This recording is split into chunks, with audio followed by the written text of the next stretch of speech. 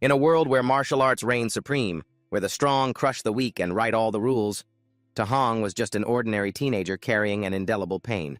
He had tasted the cruelty of this world at a young age. When a monster disaster stole his parents, it left him alone with a deep-seated hatred, possessing a sliver of martial talent. Hong turned his grief into motivation. Throwing himself into a path of grueling training, he believed that only a fist strong enough could reclaim justice. But talent can't fill an empty stomach. Empty, and hard work cannot be exchanged for expensive cultivation resources. He watched helplessly as those with family backing, despite having less talent, easily surpassed him, backed into a corner. Hong bet everything on the only path that could change his fate, the underworld's deathmatch arena. The result was a disastrous failure. He was struck down, his bones shattered. But in that very moment, as his life flickered like a candle in the wind, a cold voice echoed in his mind. Do you want to make a trade? Awakening. The strongest system is awakening. Linking with host. Death did not come. Instead, an unimaginable power flowed into his body. Not only did it allow him to train at an insane speed, the system also brought a one-of-a-kind gift, 100% compatibility with all elements lightning and fire. Ice wood, an ability once considered impossible in the history of martial arts. From the ashes of despair, a legend began to rise. Hong's path was no longer a struggle in helplessness, but a journey of revenge and conquering the peak of martial arts. In the middle of the dojo, a powerful kick was thrown. It created a resounding impact. Immediately after, a powerful close-range punch slammed straight into its target. The entire dojo comes into view. Two bare-chested young men are training intensely. Hong, the young man with black hair, unleashes a decisive blow on his opponent. The training partner staggers back, clutching his chest and hissing in pain. Oof, man, that hurts. He looked at Hong with astonished eyes. Hong, your diamond fist has improved again. Don't tell me you've already reached the initiation realm. Hong calmly replied, I just broke through 2 days ago. Regarding the levels of martial arts, initiation is one of the realms of martial arts in this world. Every martial skill is divided into 5 levels. A diagram appears illustrating the 5 levels of martial arts: entry, initiation, proficiency, mastery, and perfection. His friend, astonished, gives a thumbs up in admiration. That's insane. When it comes to the diamond fist, no one in this class is your match. However, Hong didn't want to stop. He turned around, his eyes filled with determination. Rested enough, let's keep going. Hearing that his friend panicked and waved his hands. You're a total training maniac. I'm not training with you anymore. I'm going home to eat. With that, he turned and left, leaving Hong standing alone with a pensive look. On his way out, he cheerfully waved goodbye. See you, Teacher Lai. An elderly teacher, wearing glasses, gently reminded him, get dressed properly before you go home. Teacher Lai then approached Hong with a serious expression. Hong, I finally found you. Aren't you planning to take the martial arts exam? He bluntly got to the point. You still haven't paid the 30,000 NDT registration fee. The deadline is next Monday. The confidence on Hong's face vanished. He asked worriedly, Sir, can you give me a few more days? Teacher Lai replied with sympathy. I know your family's situation is difficult, but I can't help you either. Rules are rules. After Teacher Lai left, Hong stood alone in the vast, quiet dojo. The moonlight shone down, highlighting his loneliness and the burden on his shoulders. The number 30,000 NDT for the registration fee kept swirling in his mind. Hong clenched his fists, his breath growing ragged with helplessness. A torrent of painful memories flooded back. When I was 3 years old, my parents died in a beast calamity. An image of a little boy sobbing amidst the rubble appears. Since then, I've lived with my uncle and aunt. A happy family photo appears, showing Hong with his uncle, aunt, and 2 younger cousins. After they discovered my talent for martial arts, they spared no effort to support my training. The reason for their support was very clear. After all, in this era ravaged by beasts, being a martial artist is an extremely high-paying profession. But that very motivation was now causing him to torment himself. I practice martial arts to give everyone a better life, yet now, I'm only making things harder for them. That evening, he returned to his old apartment complex. Standing in front of the door, he suddenly heard the worried voices of his uncle and aunt. From inside, the rent is due soon, isn't it? How much are we short? Listen, the rent can wait. Let's pay for little Hong's registration fee first. His aunt's voice, full of confidence, rang out. Little Hong is so talented. That boy will definitely make something of himself. We can't hold him back. The conversation that followed felt like a knife twisting in his heart. His uncle suggested, "Then I'll stop taking my medicine too. It's not curing me anyway, and we'll save a lot of money." His aunt immediately objected. "No way I'll find more work. You just stay home and rest. Don't worry about a thing." Hearing those sacrifices, Tahong's heart shattered. He stood silently outside the door, his face hidden in the shadows, his eyes reflecting a deep pain. He suddenly raised a hand and slapped his own cheek as if to pull himself out of his despair. Regaining his composure, he entered the house with a forced smile. "Aunt, uncle, I'm home," his aunt asked with concern. "Why do you train so late every day? You must be exhausted." He tried to help his aunt with chores. "Auntie let me do that." But they both firmly refused. "You think I can't handle this little chore? Hurry up and go to your room and rest." Model. "Otherwise, where will you get the strength to train tomorrow? Listen to your auntie. Go home and rest, son." Tahong had no choice but to trudge back to his room. Lying on his bed in the dark, he looked up at the ceiling and made a silent resolve. "Uncle, auntie, you two have sacrificed more than enough for me. From now on, I'll solve my own problems." A plan began to form in his mind. His eyes sharpened as he made his decision. For a martial artist, to earn tens of thousands in just a few days, there's only one place. The next day, the scene shifts to a modern building towering amidst lush green trees. Inside the building is a noisy underground arena. The announcer's voice echoes everywhere. "Ladies and gentlemen, welcome to the title defense match of the Fighters Arena, a place where there is no life or death, only victory or defeat." On the stage, a beautiful female MC introduces the fighter beside her, today's reigning champion, and is none other than the esteemed Mr. Bull Demon King. That fighter is Tahong wearing a bull's head mask. Behind the mask, Tahong's eyes gleam with determination as the female MC announces the rules. Win 4 matches in a row and take home the grand prize of 60,000 RMB. Lose just 1 match and you get nothing, everyone. So keep your eyes peeled. Whispers ripple through the crowd below. Who is this guy? I've never seen him before. Must be a rookie. A newcomer daring to challenge for the title. Right off the bat, he must have a death wish. The female MC turns and whispers to Tahong, "Hey kid, show some passion. Hype up the atmosphere." Tahong asks blankly, What am I supposed to do?" The MC seems impatient. "Provoke them. Say some fighting words. Rookies are such a pain." Tahong seems to get it. "Oh, I see." He immediately lets out a resounding roar. "Below the rank of a martial artist, I am invincible. Come on up, you weaklings." This unexpected action leaves the MC stunned. The audience's reaction is electric. Some are shocked. "My God, how arrogant." Others are excited.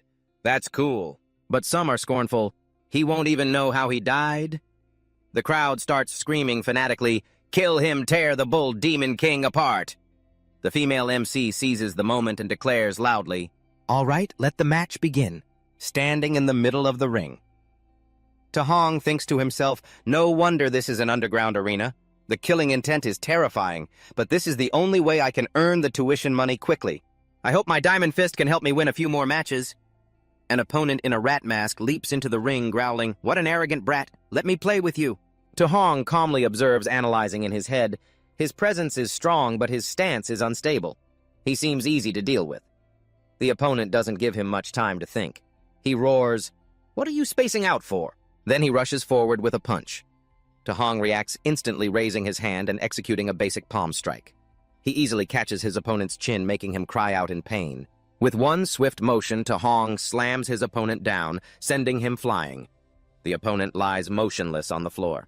Tahong stands proudly, raising a victorious fist. The female MC shouts, "Next Bull Demon King 1 win." The whole arena erupts in cheers.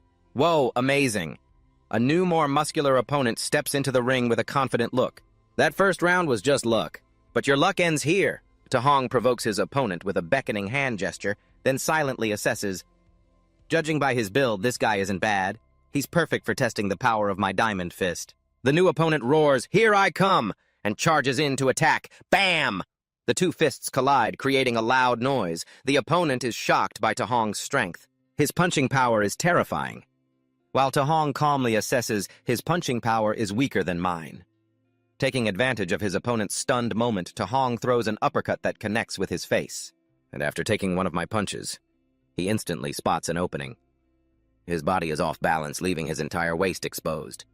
Without a moment's hesitation, To Hong spins and delivers a powerful kick to his opponent's ribs. The kick is so strong, it sends the opponent flying across the ring. The audience is once again amazed. "Whoa, so strong! The second opponent is down!" The petite but powerful female MC shouts excitedly. Next, Bull Demon King, 2 consecutive wins. The arena once again falls silent, awaiting the next challenger amidst the ceaseless roar of the crowd. In a luxurious room above a well-dressed man in a suit who looks like the arena's owner is watching the match. He remarks he's not even a provisional martial artist yet, but his strength far exceeds that of ordinary fighters. This kid is no ordinary talent. After To Hong wins his third match, the large screen displays the words Bull Demon King, 3 consecutive wins.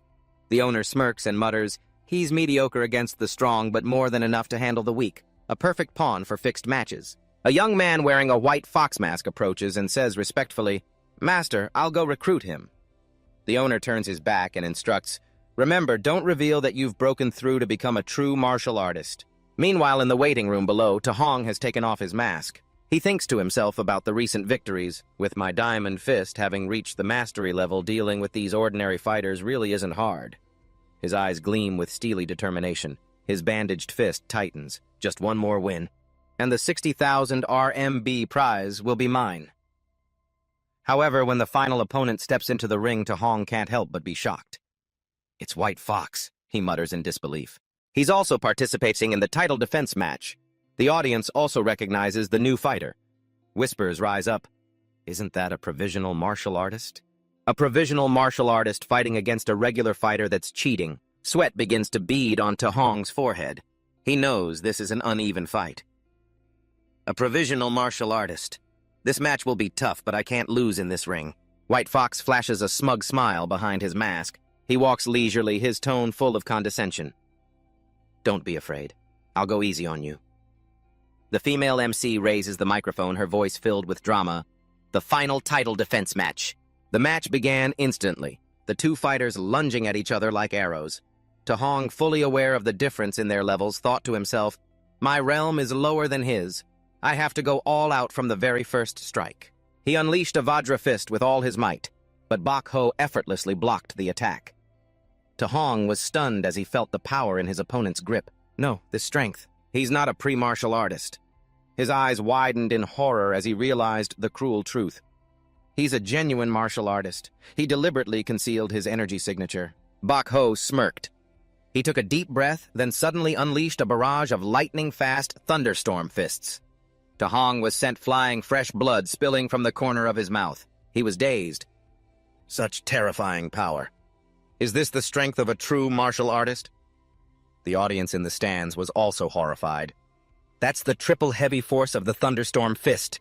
The Bull Demon King is done for. Bok Ho gave To Hong no chance. He attacked relentlessly, taunting, "Is defending all you know how to do. Fight back, show me what you've got." Pushed into a corner.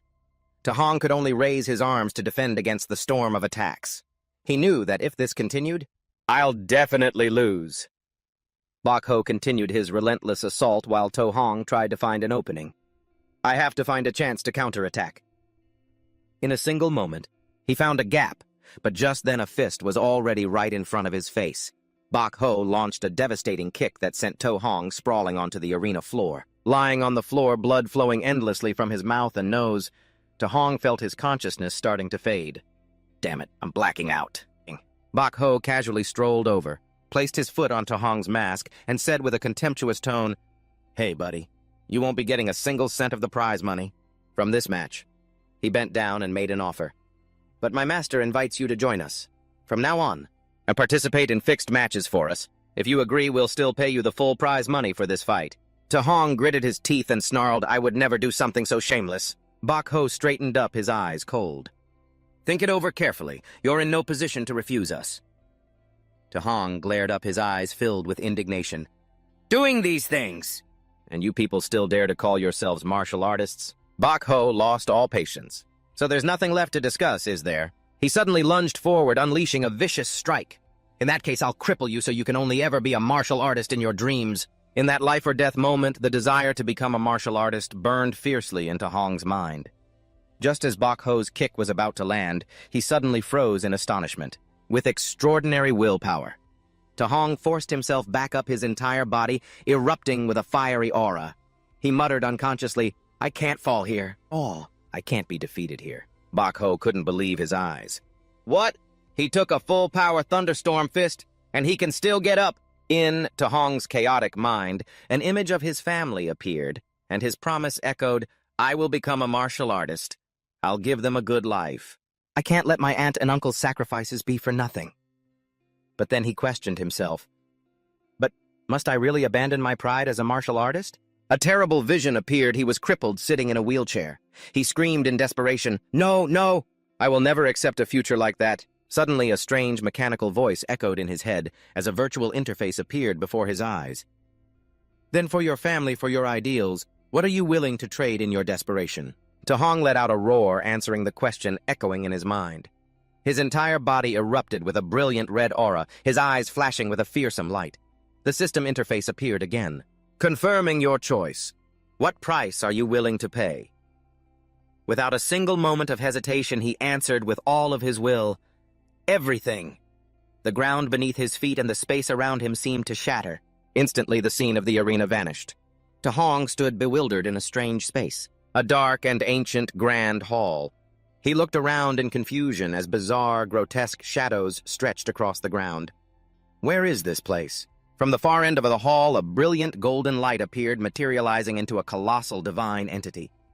Tahong looked up in amazement, stammering, "Who are—" The entity did not answer. Only a majestic voice resounded, "I shall grant you this opportunity." It then dissolved into countless particles of light. The golden particles swirled around Tahong before converging in front of him, forming a transparent panel, like a high-tech screen. Tahong stared at the panel in amazement and exclaimed, "What is this?" A status window was clearly displayed. Name, Tahong Chi and blood 85 plus spirit 23 plus physique mortal body, 3% plus. Quest, the arena's path. Martial skills. Vajra fist, beginner, 7%. Floating light, palm proficient, 35%, void. Treading steps, proficient 56%. Martial path value 0. This is displaying all of my attributes. Could it be a touch screen? Both curious and skeptical. Tahong tried tapping the quest section, which had a red notification dot. A detailed information panel appeared. Random quest, the arena's path. Description. The path to becoming a powerful warrior is fraught with hardship. Hone your martial skills here, and deal with Bok Ho, who is waiting outside. Objective: train martial skills. Raise Vajra Fist to great achievement and Floating Light Palm and Void Treading Steps to beginner. Rewards. This is a beginner's tutorial. There are no rewards. Current progress. Vajra Fist. Beginner, 7%, plus Floating Light Palm. Proficient 35%, Void. Treading Steps, proficient 56%. Note, this quest can activate the beginner's guide. The moment the new player guide Tahong was wondering about appeared, a copy of himself made of data and light suddenly materialized. That copy didn't say a word. It immediately rushed forward to attack me. Tahong hastily dodged the blow, completely astonished. This is a copy of me, and it's also using the Vajra Fist. What's more, its Vajra Fist is even more refined than mine, as perfect as a textbook. An idea flashed in his mind. Tahong was no longer afraid, but became excited. With such an excellent example right in front of me, how could I miss this chance to learn? He immediately charged in to fight the copy. Every move the copy made was perfect helping.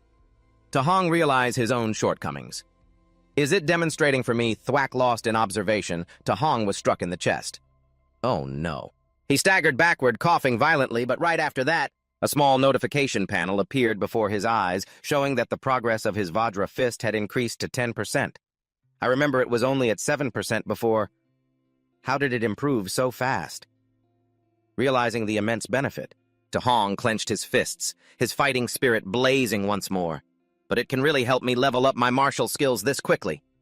He was no longer on the defensive. Instead, he proactively dove into the fight. The two clashed fiercely. A progress bar for the Vajra Fist continuously rose from 15% to 23%. When they both used the void stepping technique, the progress bar for the footwork also leaped from 59% to 70%. Notification panels appeared one after another. His martial arts stats were increasing at an unbelievable rate. Soon, both the void stepping technique and the Vajra fist had reached 97% and 98%. Boom! During a clash of palms, the progress bar for the floating light palm hit 100%. A stream of light enveloped Tahong. The martial art has broken through floating light palm mastery. Tahong moved like a gust of wind.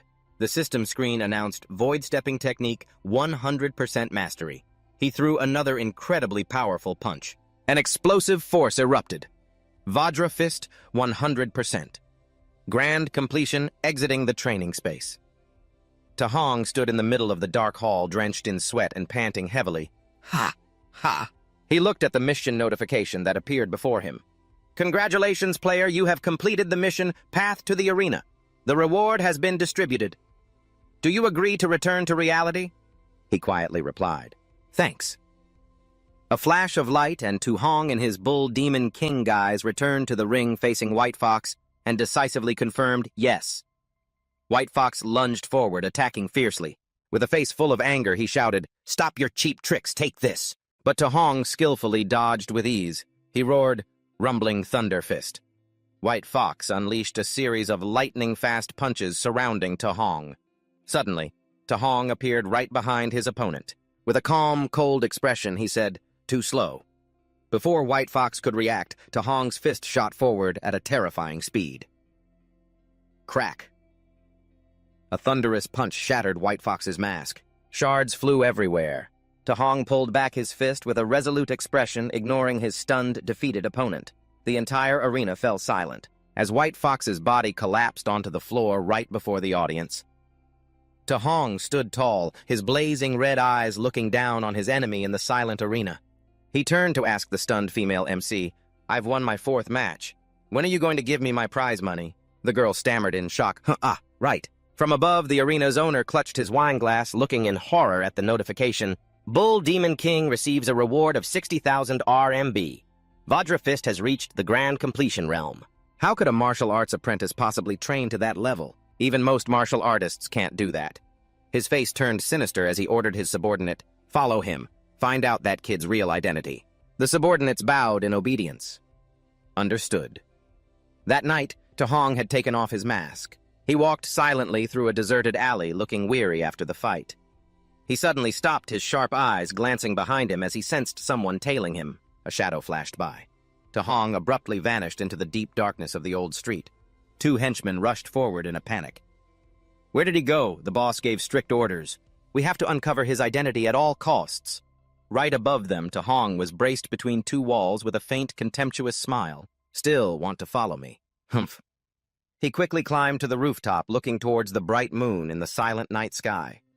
1 hour later at Tahong's home, light shone from the small apartment in the old complex. Looking at the pile of money on the table, his uncle cried out in alarm. His aunt was also shocked and trembling. "Little Hong, did you rob a bank?" "Where did all this money come from?" Tahong calmly explained as the family sat around the dinner table. "Didn't I tell you I'm a sparring partner at a martial arts hall? The owner saw my talent and decided to sponsor my training."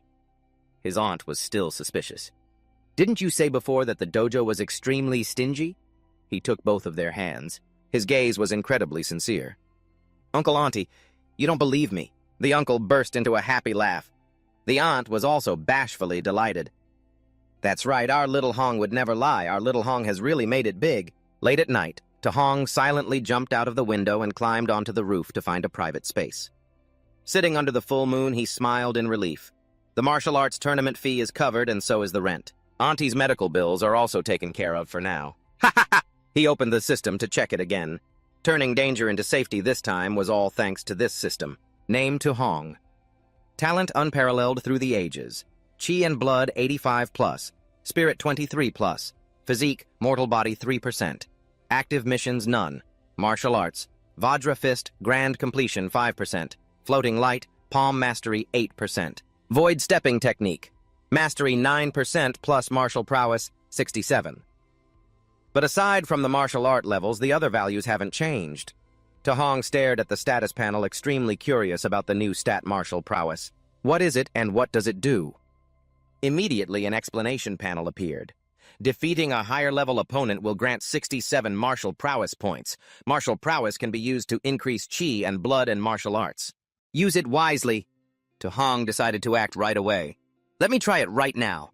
He repeatedly pressed the plus sign to add points. The notification Chi and Blood plus 0.1 flashed rapidly, until the panel displayed Chi and Blood 90+. Hong's eyes rolled back, and his pupils constricted as he felt a surge of intense heat coiling inside his body. Thump, thump. A powerful blazing aura surrounded him like a raging fire in the dark night. Whoosh! He let out a soft breath of relief to calm his mind, silently assessing, my chi and blood has reached 90. I've reached the standard martial artist level. With points to spare, he didn't hesitate to pump all his remaining martial arts value into vitality. Ding, ding, ding. Hong lifted his shirt to check his toned body. The old wounds from the battle have completely vanished. Not only has my physical strength improved drastically, but even the injuries on my body are almost completely healed. It feels like I have an endless source of power inside me. I need to find a place to test my current strength.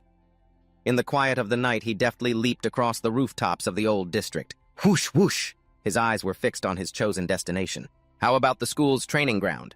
They have a strength tester there. The scene shifts to the outdoor training ground of Tintu City's #1 high school.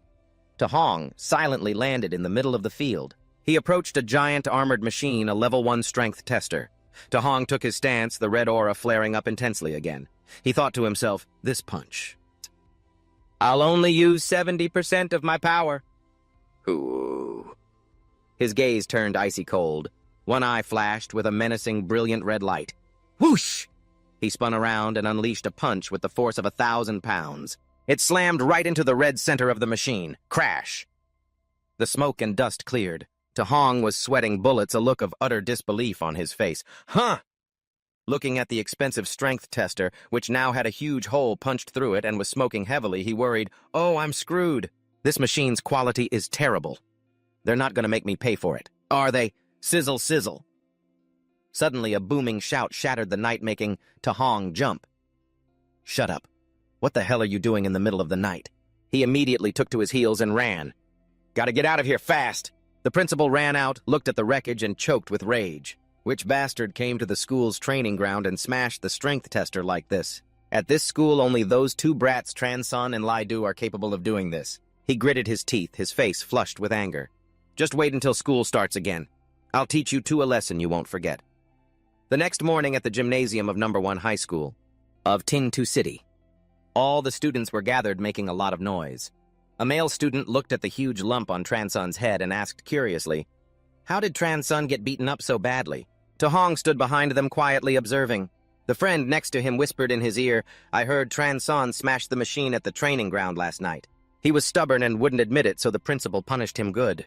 Hong smirked slyly. So he took the blame for me. Just then on the stage, the principal shouted, everyone be quiet! He introduced the man beside him. Today I've invited an old comrade, a third-level martial artist, Tran Thien, to teach everyone a C-rank martial art, the Rushing Thunder Fist. Please learn diligently. The entire hall buzzed with excitement. This is the first time I've ever seen a third-level martial artist. At outside dojos, they charge hundreds of thousands to teach C-rank techniques. Hong recalled the battle from the other day and realized, if it really is the Rushing Thunder Fist, then that's the same martial art Bak Ho used. It's a technique with 3 strikes in one. Incredibly powerful. He looked at the martial arts ranking board and made up his mind. Learning a C-rank technique outside costs at least a few hundred. And 1,000 just to enroll. I absolutely have to seize this opportunity. Trantine stepped to the center of the stage and said decisively, students, enough with the chatter. I will demonstrate 10 times from beginning to end. How much you learn depends on you. He executed a powerful punch that let out a sharp, explosive sound. The Rushing Thunder Fist is incredibly fierce and domineering. At the entry level, each punch creates a thunder-like clap. As he demonstrated, he explained the levels. At the proficient level, it creates 3 resonances. At the insight level, it's 5 times. At the grand completion level, it's 7 times. A brilliant golden aura enveloped Tran Thien. As he threw the final blow, that is my current level. After retracting his stance, he reminded them sternly, at the perfected level, it can create 9 resonances. However, don't be too ambitious. If you can reach the entry level today, that's already more than good enough. Then he shouted, all right, I will begin the second demonstration. Try to keep up. The students below roared in unison, yeah. A few hours later, everyone in the training hall was exhausted. Someone complained, "I can't learn a single thing. I'm so drained." Did anyone figure out the trick to it? To Hong's close friend, drenched in sweat and trembling, said, "How could anyone possibly learn this? A C-rank technique is way too difficult." He frantically looked around. "To Hong, did you get it yet?" But To Hong's spot was now empty. Huh. Where did he disappear to? Boom, boom, boom. In the distance, Tran Son was emitting a blazing hot aura. He shouted, "Ha ha! I've successfully reached the entry level." The other guy watched with a look of dismay. No wonder everyone calls Tran Son a genius. How does his brain even work? The principal proudly introduced him to Tran Tien. "That's the #1 genius of our school, Tran Son. Are you interested in giving him a few pointers?" Tran Tien glanced over and replied coldly, "You call that a genius? In other cities, he's just average." The two of them walked out of the modern dojo together under a clear blue sky. Tran Tien complained, "Old Lee, this batch of students is no good." "You've made me waste my time for nothing," the headmaster replied with a look of resignation. "It's already a miracle to find one student who has even reached the introductory level. Were you still hoping to find a top-tier genius here?" The two men walked. As they chatted on the school grounds, Chen Tian sighed. "The path of martial arts is so cruel. Talent is just too important." The headmaster nodded in agreement. "That's right. Without natural talent, relying on effort alone will get you absolutely nowhere." Suddenly, a series of earth-shaking booms erupted from the training grounds, stunning both of them in shock. Boom, boom, boom. "What in the world?" Chen Tian exclaimed in astonishment as he saw a young man. He was shrouded in lightning, 7th level of the rushing Thunder Fist. "Our school actually has an expert of this caliber." "Impossible," the headmaster replied, dumbfounded. "I've never heard of anyone like that." Looking closer at the person executing the martial art in the distance, the headmaster shouted, "Look at those clothes! That's a student!" Chen Tian broke out in a cold sweat, unable to believe his eyes. "I only just finished teaching for half a day, and there's already a student who has reached the great accomplishment stage." The resonant sounds grew louder. The headmaster gripped the steel fence, trembling as he cried out, "9 resonances! Am I hearing things, old Chen? That's 9 resonances!" Then he turned worried. "Old Chen, what's wrong with you?" Chen Tian stared intently at the figure. An enigmatic smile appeared on his lips. "I get it. I finally get it all." He suddenly clenched his fists. Bolts of lightning began to coil around his arm, more powerful than ever. With a resounding roar, rushing Thunder Fist, Chen Tian threw a powerful punch towards the empty air. The headmaster cried out in amazement. 8 resonances! Old Chen, you broke through!" Chen Tian replied excitedly. "It was that student's rushing Thunder Fist just now that gave me the inspiration. Otherwise, I probably would have never been able to break through in this lifetime." But then he suddenly realized something more important. "No, this isn't the time for that. Quick, let's go find out who that student is." The two of them rushed off in search, but when they arrived, all that was left on the grass was a faint silhouette departing. They looked around bewildered. Where did he go? Meanwhile, Su Hong was walking wearily down the street. "I didn't expect cultivating a C-rank martial art would be this exhausting. It's way beyond the D-rank Diamond Fist." He opened his status panel to check.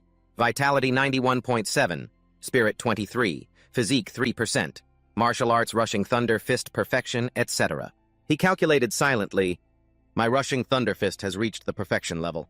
Next I need to find a way to earn more martial arts points to break through to the martial artist realm as soon as possible. Instead of another life or death battle, what if I just have a normal spar with someone? Would I still get martial arts points?" He stopped in front of an imposing wooden gate bearing the name Raging Thunder Dojo. This must be the place. Inside the dojo, disciples were diligently practicing their spear techniques under strict supervision. "Thwip, thwip." A fellow student recognized him and ran over. "Su Hong, what are you doing here today?" Su Hong smiled and replied, "I didn't have anything to do today, so I came here to practice a bit." Suddenly, a loud thud echoed from the center of the dojo. A purple-haired youth named Li Tu was brutally stomping on another disciple's head. Slam! He gritted his teeth, threatening with a vicious expression. "You dare say my master's teaching is no good if your comprehension is crap?" Then just admit it. Stop making excuses." Su Hong frowned as he observed, then asked his friend, "What's going on over there?" The friend whispered anxiously, "You haven't been here lately, so you wouldn't know. His master is a new instructor. He's very strong, but he looks down on ordinary people like us. And his teaching is very half-hearted." The friend continued, watching the violent scene. "And his disciple, this guy Li Tu, is also extremely strong." Li Tu punched his opponent straight in the face with a contemptuous smile. With your pathetic level, you still dare to challenge me. Suddenly, a hand shot out and seized Li Tu's wrist, stopping the punch in its tracks. Su Hong appeared with a sharp gaze and said calmly, "That's enough, buddy." Li Tu screamed furiously, "Who the hell are you? Let me go! If you've got the guts, fight me one-on-one in the ring." Su Hong calmly retorted, "Fine, I'll humor you." Just as the tension peaked, a middle-aged man in a suit stepped out and yelled, "What's all this noise? Class is starting." Li Tu reluctantly let go, glaring at Su Hong with a challenging look before walking away. "You're a lucky man." Watching his retreating back, Su Hong narrowed his eyes coldly. "This guy's a little too arrogant." The instructor stood before the class and announced coldly, "Today is the last day I'll be teaching you the Raging Sea Spear technique. Same old rules. I will only demonstrate it once." He grabbed a spear and glided forward. He executed an incredibly powerful routine, kicking up a cloud of dust. Swoosh. Finishing the move, he glanced at the crowd with a look of utter contempt. Just one demonstration. I refuse to believe you worthless trash could learn it." To Hong gripped his spear tightly, his eyes cold and focused as illusory streams of water began to envelop his body. In his mind, the image of the instructor performing the spear technique appeared crystal clear. Through his deep blue eyes, he carefully observed the instructor's spear slam down. The wooden floor splintered from the powerful demonstration. Amidst the cloud of dust, he coldly turned his back and walked away, leaving behind just a few short words, "All right, how much you learn is up to you." The disciples below began to murmur and complain. "He only demonstrated it once. That's ridiculous. From the back row, we couldn't even see the moves clearly." In stark contrast to the crowd's discouragement, To Hong held his wooden spear tightly, a fierce fire of determination burning behind him. The core of this spear technique is, the spear is like a dragon soaring through the sea, its momentum like 1,000 raging waves. Swish, swish. He began to channel his energy exactly as he had just comprehended, each movement becoming astonishingly precise. Whoosh! To Hong unleashed a powerful spear thrust. Mystical streams of water intertwined with his every movement. The other disciples exclaimed in shock, "Oh my God!" It looks like To Hong has already learned it. Gasp! What kind of martial arts monster is this? Could it be that we're just too stupid to learn it? Just then, Li Jim stepped out with a vicious look on his face. "What's all the noise about? Someone learned it, you think you can do it too?" To Hong turned the spear in his hand, held proudly. Li Jim narrowed his eyes, observing him with a dangerous expression. This guy, he really seems to have learned it. I need to test his depth. If he's really a genius, this is going to be interesting. He stepped into the middle of the training ground, issuing a clear challenge. "Hey, kid, let me teach you a few things about spear techniques." The crowd hurriedly parted to make way for the confrontation. To Hong calmly accepted. "All right." His friend beside him whispered worriedly, "To Hong, his personality is terrible, but his skills are the real deal. Don't be reckless." But he just replied softly, "Don't worry." Taking a ready stance, To Hong said gently, "Please instruct me."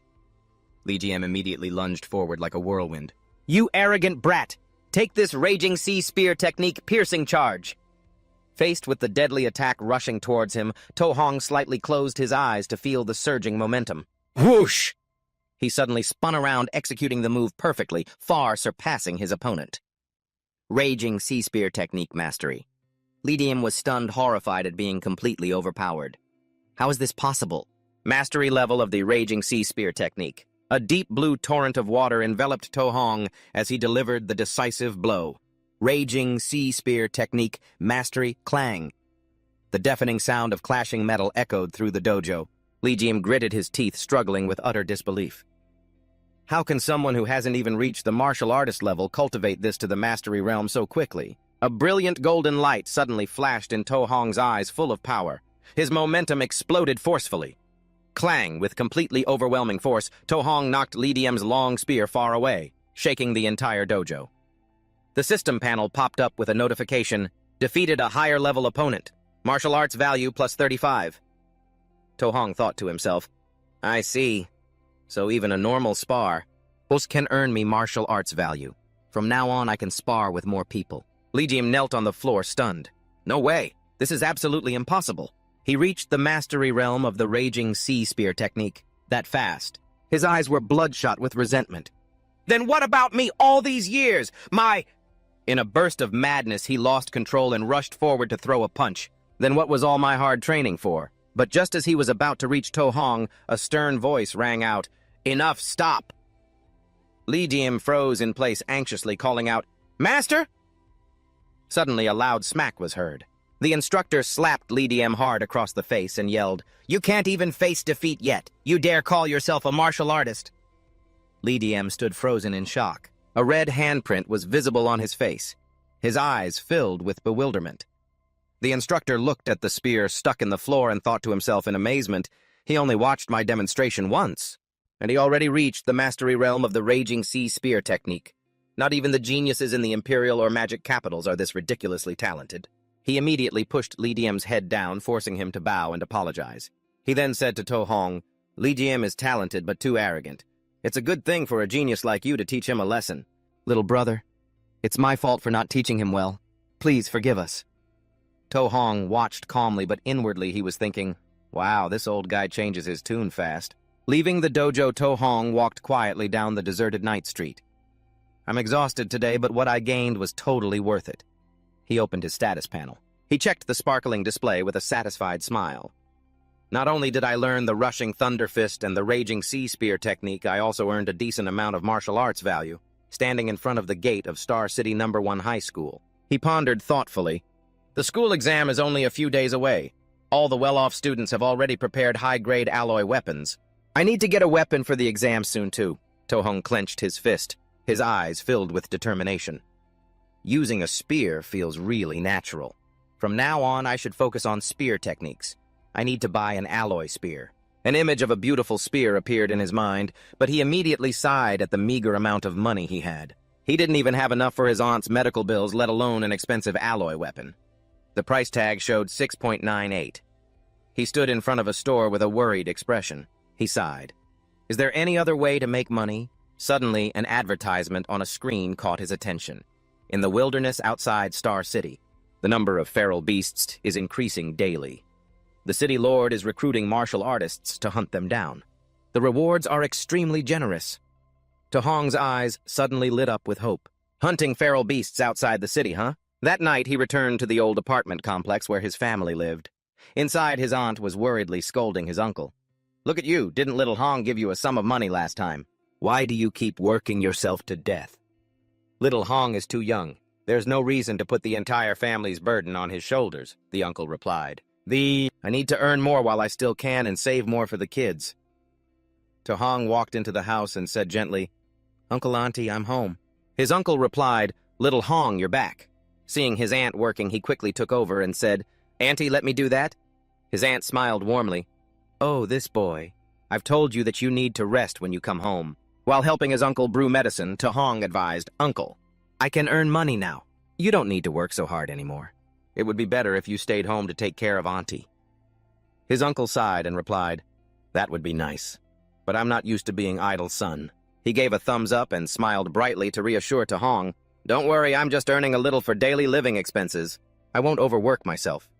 His aunt also looked at him gently and added, "You'll need a lot of money for your martial arts training later. Your uncle and I want to save as much as possible for you." To Hong silently looked at the money pouch, his heart filled with emotion and torment. Uncle and Auntie, they're too used to these difficult days. Unless I earn enough for them to live comfortably forever, they will never agree to rest and recover. His face turned cold and determined. "I absolutely cannot miss this opportunity to make money hunting feral beasts." Standing on the rooftop under the night sky, he began to operate his system. But the wilderness is very dangerous. To be safe, I should first increase my strength as much as possible. I'll pour all the martial arts value I just got into my vitality. Click, click, click. He sat in meditation as a fiery red aura enveloped his body. Vitality 95.2. Just one more step to becoming a true martial artist. 2 days later, at the school's gymnasium, 10:40 p.m. To Hong was sprawled on the floor, breathing heavily, but with a look of satisfaction. "It took 2 whole days, but I've finally mastered all my techniques. Rushing Thunder Fist, Vajra Fist, Floating Light Palm, and Void Stepping, all at the perfection realm." He closed his eyes, sweat streaming down his face. Preparations are complete. It's time to leave the city. Whoosh, whoosh, whoosh. Saturday, Star City Martial Artist Base. To Hong stood before the giant fortress. "I'm finally here. This place is really far." Entering the base, he looked around in a daze. "I've seen it on TV many times, but this is my first time visiting the martial artist base in person." He walked through the bustling crowd of warriors. The kind of martial artists you rarely see in public are everywhere here.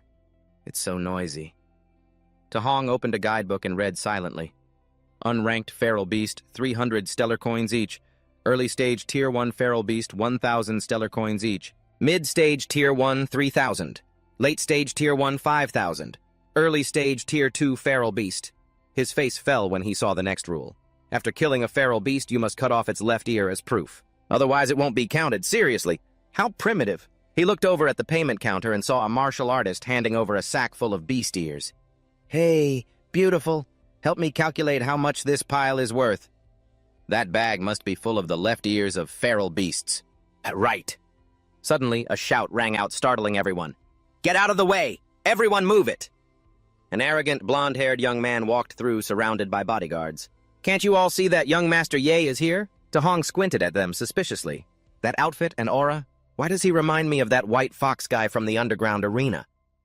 The people around began to whisper angrily. Always acting so high and mighty. If his uncle wasn't the manager of this base, I would have beaten him up a long time ago.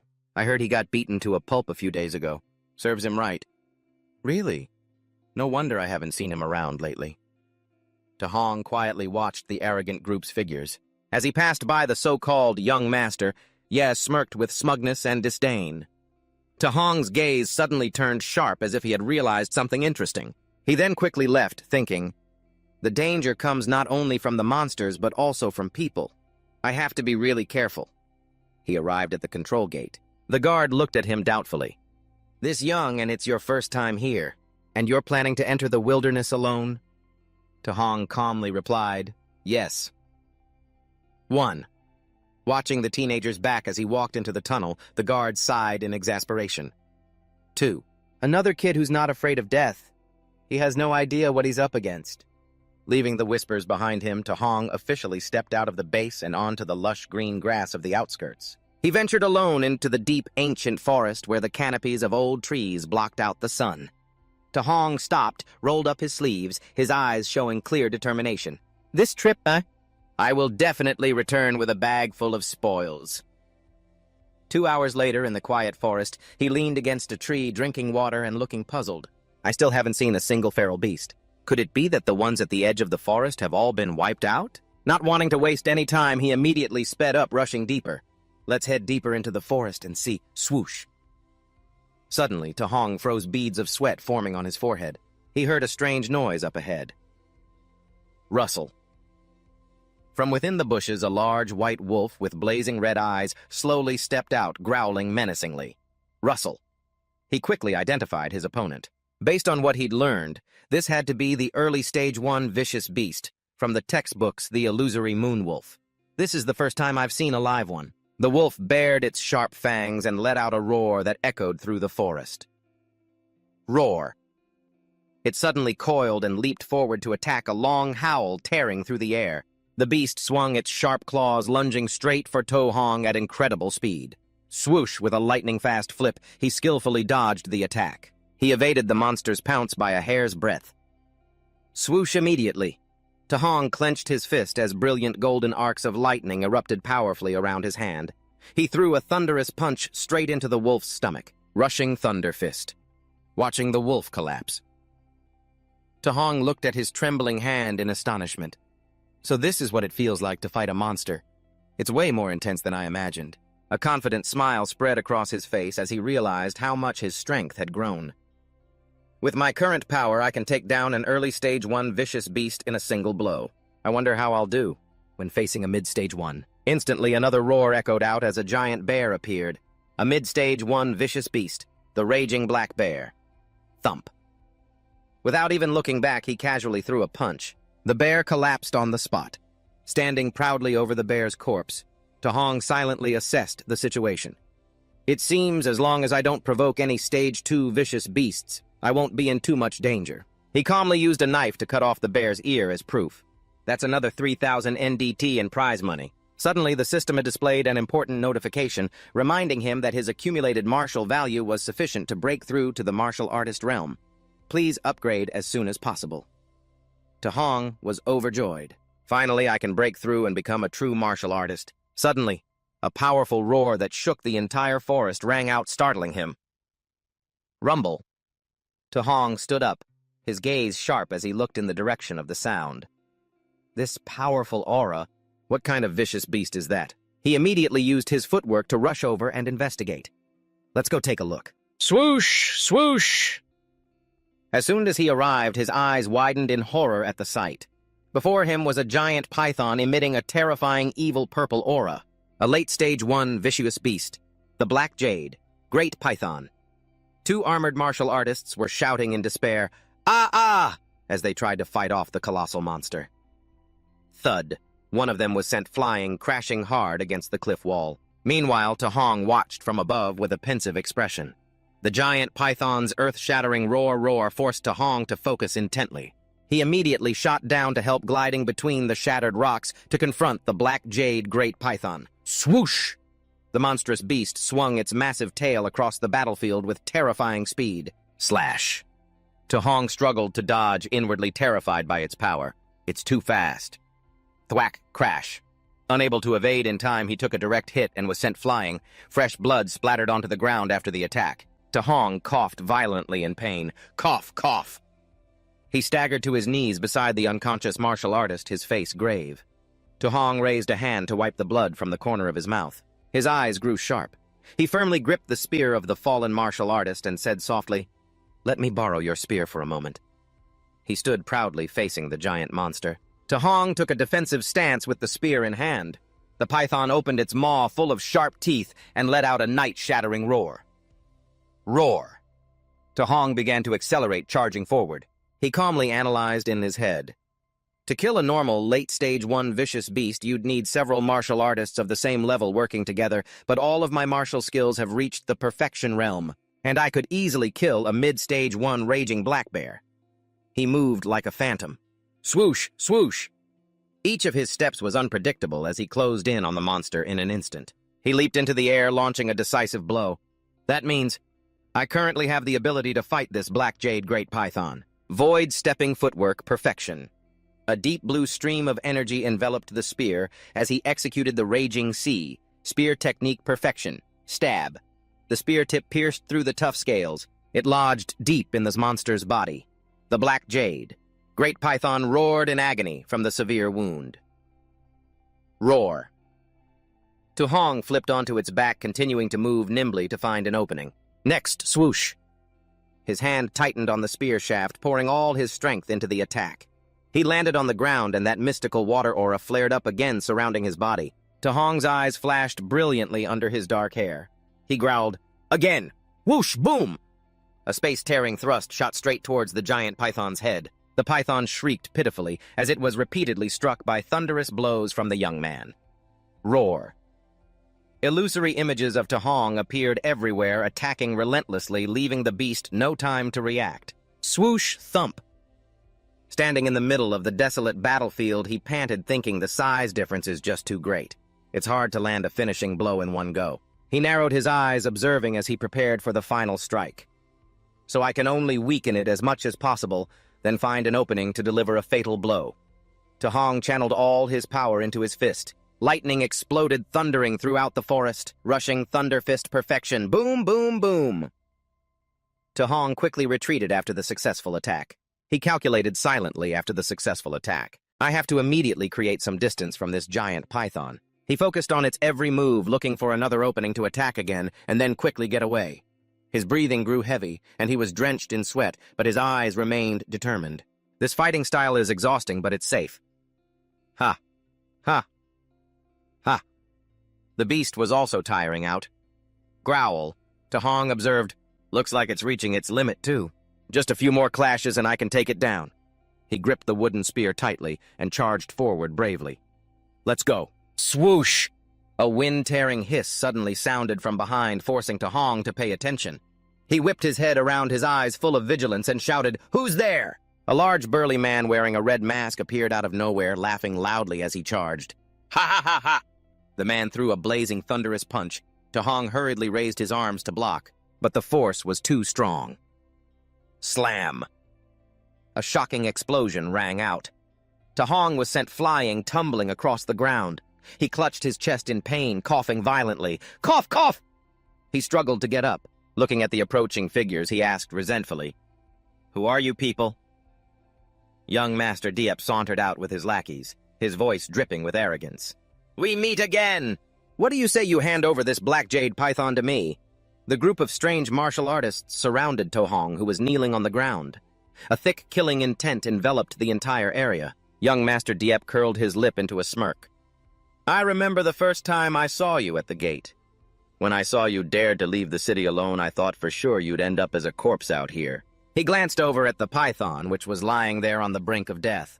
"I didn't expect you to be this lucky. Not only did you survive, but you even managed to stumble upon a black jade python on its last breath like this." To Hong was stunned as he realized their intention. "He's saying I just found this python. That means they just got here. All 5 of them are martial artists. There are too many of them. I can't take them head on." The huge enforcer lunged forward, brandishing his fist threateningly. "Hey, punk, didn't you hear what young Master Diep said? The young master wants this python. If you know what's good for you, get lost." To Hong lowered his head, his eyes burning with fury. His hands clenched in frustration under his dark hair. He shot to his feet as crimson lightning erupted from his hands once more. "I was pushed back earlier only because I was sneak attacked. Do you people really think I can't beat all of you?" Boom! A lightning fist shot out, colliding head-on with the large masked enemy. He was horrified as he felt the terrifying force. What this power is insane.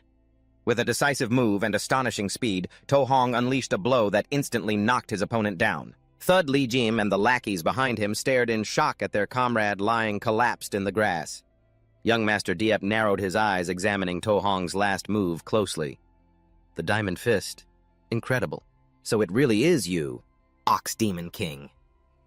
To Hong was startled to hear his title from the White Fox Underground Arena. Young Master Diep took off his mask, revealing a handsome but sinister face. "You're the first person who's ever dared to humiliate me in front of so many people." He coldly ordered his men, "Charge, kill him." Knowing he couldn't defeat the mob with his energy depleted, To Hong quickly darted away. Young Master Diep yelled, "After him!" They searched frantically through the forest. "Where did he go?" "The forest ahead is dense, perfect for an ambush. Everyone be careful." A subordinate holding a blade snorted confidently.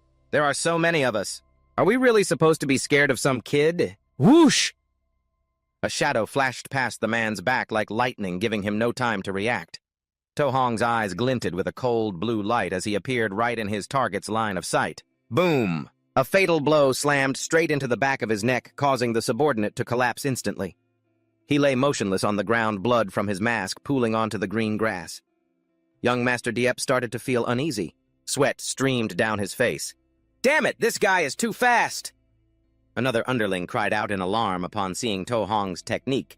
"Young Master Diep, that's the Rushing Thunder Fist 4. No, the Rushing Thunder Fist's 9-fold resonance." Not even a level 3 martial artist can master the Rushing Thunder Fist to perfection. Young Master Diep shouted to hide his fear. "Shut up! A perfected Diamond Fist and a perfected Rushing Thunder Fist. How can something so absurd be possible?" From a high branch, To Hong silently held his spear, observing his prey below.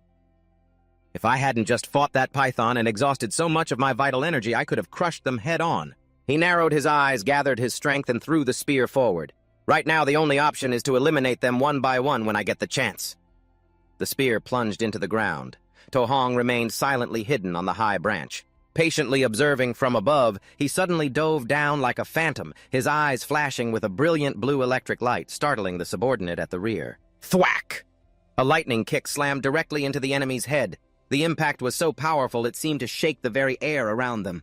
Fresh blood splattered as To Hong took down yet another henchman right before the astonished eyes of his comrades who witnessed the scene. A trembling underling begged, "Young Master Diep, that kid is too strong, let's run." But young Master Diep coldly snapped back. "Run! Are you kidding me?" He furiously swung his massive blade, roaring in rage. "Today I will definitely kill him." Another subordinate, before he could even understand what was happening, felt To Hong's figure flash past him. Wham! He was sent flying by a single blow like a kite with its string cut, leaving young Master Diep standing stunned in the middle of the forest. He gritted his teeth, sweat pouring down his face, unable to believe his eyes. "Damn it! In just a few days!" How could this kid have gotten so much stronger, appearing and disappearing like a ghost? To Hong closed in right behind him, startling young Master Dieppe, who whipped around. He panicked, flailing his hands wildly at the empty air. "Damn you, damn you!" Just then, To Hong leaped back to a distance, shouldering his spear with a mocking look in his eyes. "Finally, it's your turn." Cornered young Master Dieppe played his trump card. "Don't think you have me backed into a corner." He immediately unleashed an attack. Void-shattering finger. He aimed at To Hong. Crack. An incredibly powerful spear-like energy beam swept past him. The aftershock of the attack was so strong that a nearby ancient tree shattered and collapsed to the ground. Young Master Dieppe roared repeatedly, unleashing the attack, his finger erupting with deep blue energy.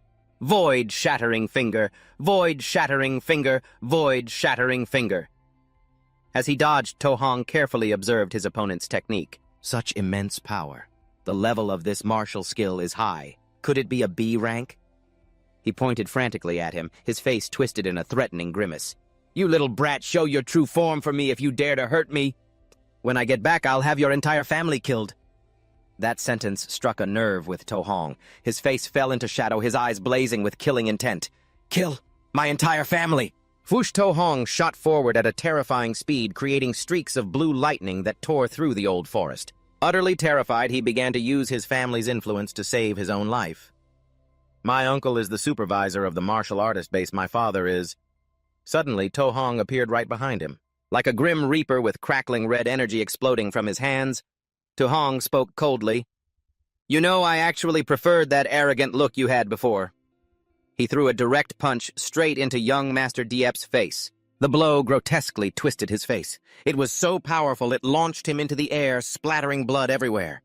Young Master Dieppe's body flew through the air and smashed violently into the distant cliff face. A thick cloud of dust rose. Amidst the haze, To Hong stood firm, his breathing heavy but filled with oppressive power. Huff, huff. He stepped towards his defeated opponent, his entire body radiating a crimson fiery aura. "You should not have threatened my family." Young Master Dieppe knelt on the ground. His face covered in blood, he groaned in despair. How can you be this strong?"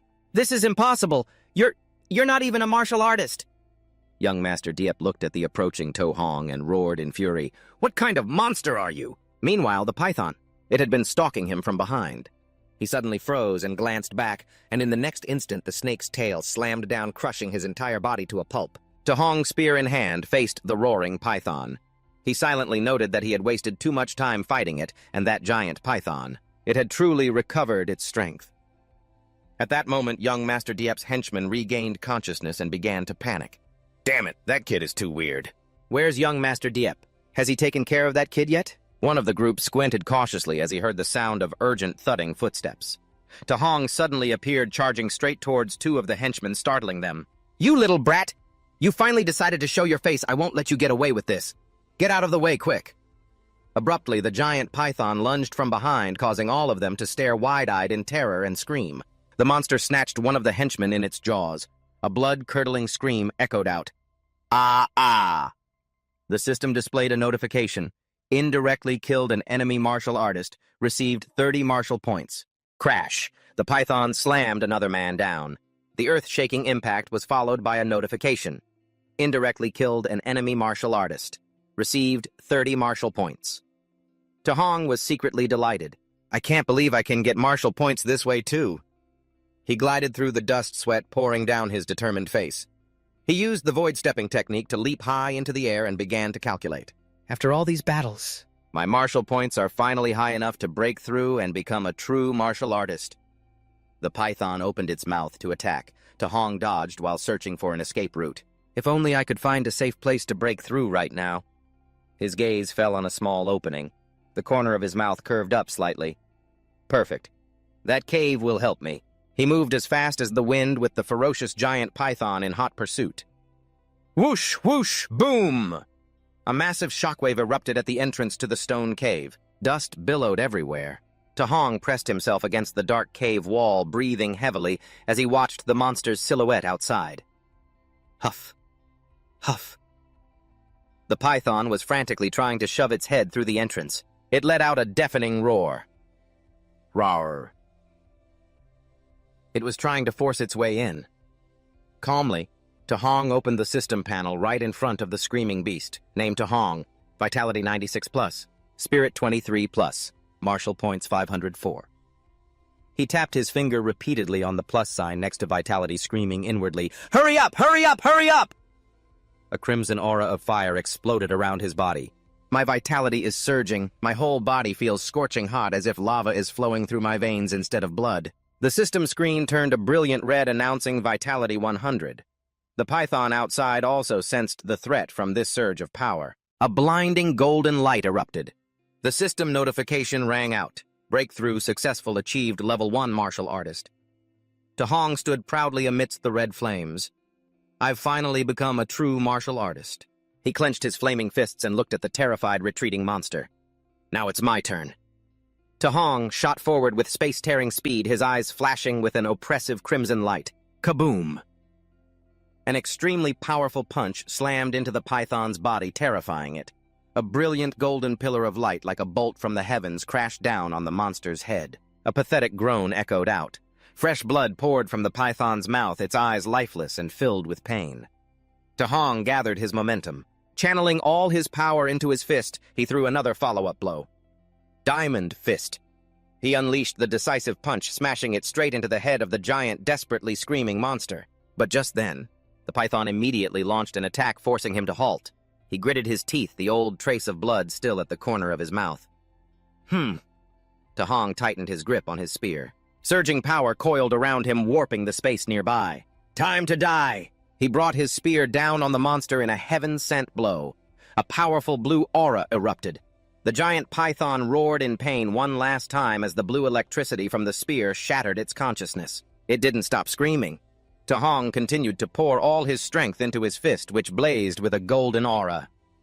Rushing Thunder Fist. Boom! The punch slammed straight into the beast's skull, making it shriek pathetically. Ah!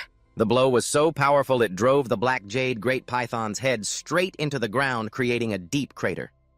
After the horrifying finishing move, the dust gradually settled, returning silence to the forest. Huff! Huff! Huff! Standing proudly on the giant python's corpse, he looked at the system notification. Martial points, plus 92. Even though this great python was already heavily injured, the fact that I could face its attack head-on just now, he sat down and pulled out a knife, intending to collect his spoils, but suddenly froze in confusion. Come to think of it, to collect the bounty for hunting a ferocious beast, I have to cut off its left ear as proof. But a python doesn't have ears. What am I supposed to do? Whatever. Anyway, I should head back quickly. Tahong left the battlefield, walking silently through the gray, rocky valley. He slung the spear over his shoulder as he walked past, where the bodies of Diepfeng and his men lay. Thump! Thump! He looked at the man who just a moment ago had arrogantly threatened to kill his entire family, now lying motionless. He commented coldly, "An ending like this is still letting you off too easy." Suddenly remembering something, he bent down to rummage through the guy's bag. I wonder if I can find that high-rank martial skill he used earlier. Rustle. He pulled out a worn-out notebook. His eyes lit up when he read the secret manual's name, Void-Piercing Finger. As night fell, Tahong found an ideal hiding spot in a deep valley. He used large boulders to seal the cave entrance, to ensure he wouldn't be disturbed. Tahong sat by the flickering campfire and focused on reading the manual. I've already memorized the entire introductory method for the Void-Piercing Finger. Now it's time to use the system. To master it quickly, he closed his eyes and entered the system space, summoning a training clone. Let's begin. Appear. The clone immediately lunged forward, unleashing finger force attacks that tore through the air towards Tahong. Swoosh. Tahong threw himself into a frenzied training session. The status bars jumped continuously. Void-Piercing Finger, 51%, 63%, 85%, 97%. After a fiery clash, the system announced Void-Piercing Finger Introductory Level 1%. He staggered back, coughing up blood from the immense pressure. Cough, cough, cough, cough, cough. He wiped away the blood, looking at the manual in astonishment. It's truly worthy of being a B-rank martial skill. Even at just the introductory level, it creates this much pressure. It's time to find a monster to test its power on. 3 days later, a ferocious giant bear appeared, its growls cutting through the forest's silence. Tahong leaped into the air, his fingertip gathering a deep blue energy, aiming straight for his target. Void-piercing finger swoosh. The attack pierced through the beast's body instantly.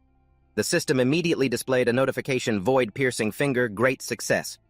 Void-piercing finger, perfection. He smiled with satisfaction. I finally reached the perfection stage. This power is truly worthy of the title of a B-rank martial skill. It's time to head back. The scene shifts to the martial artist base in Star City. A crowd of martial artists is buzzing at the checkout counter. My God. The total is 230,000 UN. Those guys from the Thunder Squad are insane. To kill this many monsters. This amount of loot is equal to a whole month of my normal work. Words of praise echoed everywhere. So awesome. There isn't a single unranked ferocious beast. They're all rank 1, and there are even a few high-level ones too. At that moment, Tahong quietly placed a giant sack on the counter. The inventory clerk, horrified, read aloud, Rank 1 early stage 72, mid-stage 83, late stage 17. In total, the total reward is 406,000 Blue Star currency. Seeing everyone around him frozen in shock, Tahong broke into a nervous sweat, silently regretting, did I kill too many? This is way too attention-grabbing. I should have hunted a little less. Suddenly, a loud explosion came from the base's central building. Rumble, rumble. Everyone ran out in alarm to see. What the hell was that? Is the base under attack? No way. There are a lot of high-level martial artists guarding that place. Base supervisor, Ye Ki Ye Feng's uncle, stepped out with a murderous look on his face, shouting, Lock down the base immediately. Don't let a single fly escape. The guards shouted in unison. Yes, sir. A subordinate ran over breathlessly and asked, Supervisor Ye, what happened? Ye Chi gritted his teeth and roared in utter fury. My nephew Ye Feng, along with the 4 martial artists who followed him, they're all dead. The crowd of martial artists was stunned, murmuring amongst themselves. Young Master Ye was actually killed, and an entire group of 5 was completely wiped out. However, many were secretly pleased, whispering to each other, he deserved it. Who hasn't been extorted by Ye Feng before? If it weren't for his family background, I would have dealt with him myself a long time ago. That menace finally got what was coming to him. Ye Chi glared at the crowd with eyes like daggers and gave a cold command. A B-rank secret manual was lost from Ye Feng's body. All martial artists must be searched to eliminate suspects before anyone is allowed to leave. Standing in the crowd of martial artists, Tahong observed quietly, calculating in his head. Based on the bodies, it's clear they were killed by the giant python, but there's no way they can trace it back to me. He walked with a calm demeanor, trying to slip through the cordon of officers who were locking down the base. Suddenly, Supervisor Ye Chi's voice boomed, Attention, making Tahong freeze with anxiety. Wait a minute. Have they already targeted me? The crowd of martial artists parted to either side, making way as Ye Chi and his procession of grim-faced, black-clad bodyguards walked straight towards him. Ye Chi looked at Tahong, his murderous aura radiating in. Shades of red. Little brother, I heard you single-handedly took down 400,000 yuan worth of ferocious beasts. That's some impressive skill. He just stood there. His face was grim and menacing. The secretary standing next to him spoke with doubt. I've checked. At best, he's only rank 1 early stage. How could he possibly kill that many? He must have picked up young Master Ye Feng's backpack. Search him immediately. 2 bodyguards with flaming fists approached menacingly. Don't resist, kid, or else we won't be so courteous. Zing. A streak of light as fast as lightning shot past the guard's face, scaring the soul out of him. Tahong had already taken a stance with his spear in hand, leaving the guards stunned. What that spear-drawing speed? I couldn't even see it clearly. He looked coldly into Ye Chi's eyes and declared, I am a student of Star City's #1 high school. Are you really going to search me? Ye Chi narrowed his eyes, calculating. The principal of #1 high is famously protective of his students.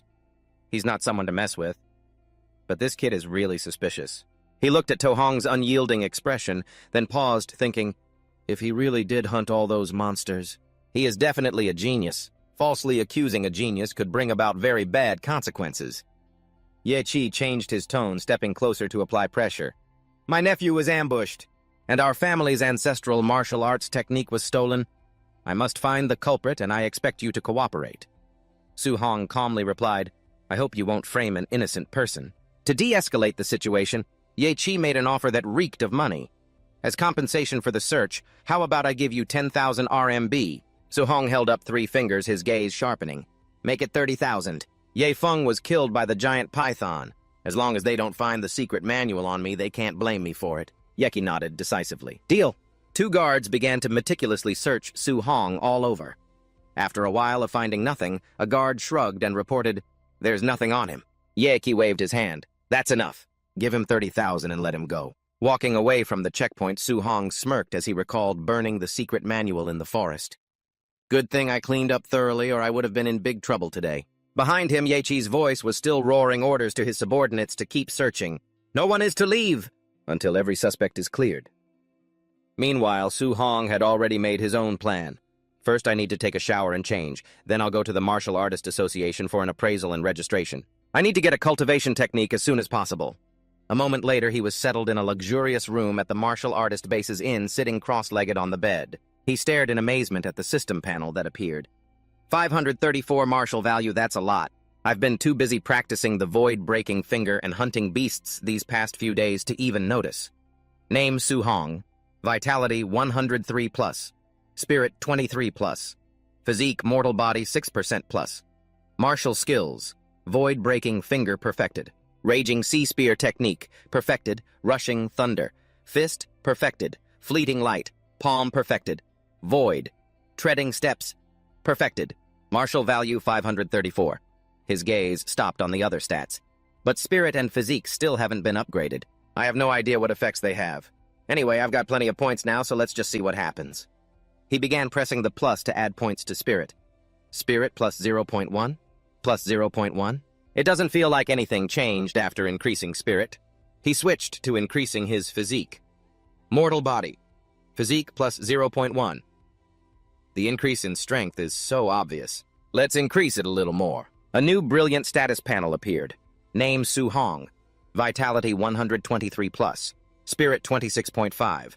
Physique mortal body 36.1%. Martial skills. Void-breaking finger perfected. Raging sea spear technique perfected. Vajra fist perfected. Fleeting light. Palm perfected. Void. Treading steps perfected. Martial value 0. Su Hong continued to calculate. That's enough for physique for now. Now I'll pour 200 martial value into vitality and put the rest into spirit. Instantly, a powerful burst of fiery red energy exploded around him. It felt as if there was a bottomless wellspring of power surging up from within my body. Under the influence of the immense spiritual energy, Su Hong's body gradually recovered, reaching a completely new state of power. Su Hong sat cross-legged on the bed. He let out a sigh of relief as his body returned to normal. Phew. Good thing it recovered. If I'd gotten stuck in this muscle-bound monster form, I don't know how I would have explained it to people I know. 1 hour later at the Star City Martial Artist Association, Su Hong walked up to the reception desk and spoke politely. Hello. I'm here to take the martial artist appraisal test. The receptionist replied quickly, Of course. A staff member will take you there right away. On the way, the guide looked at the young man doubtfully. You're this young and you're already here for the appraisal. Is this your first time? To pass the Level 1 Martial Artist exam, you'll need a vitality of 100 and a combat power of over 1,000. Good luck. Su Hong replied softly, Thank you. His silhouette slowly disappeared into the distance amidst the whispers of the people around. Is that kid by himself? He doesn't have a master with him. At that age, he's probably just here to try his luck. Suddenly, Su Hong's eyes turned ice cold. An enormous shockwave exploded right after. It made the entire area tremble. Boom! Inside the examination room, the examiner was loudly announcing another candidate's results. Fangia Vitality 102. Combat Power 992. Fail. That candidate yelled in frustration. Damn it, I was so close.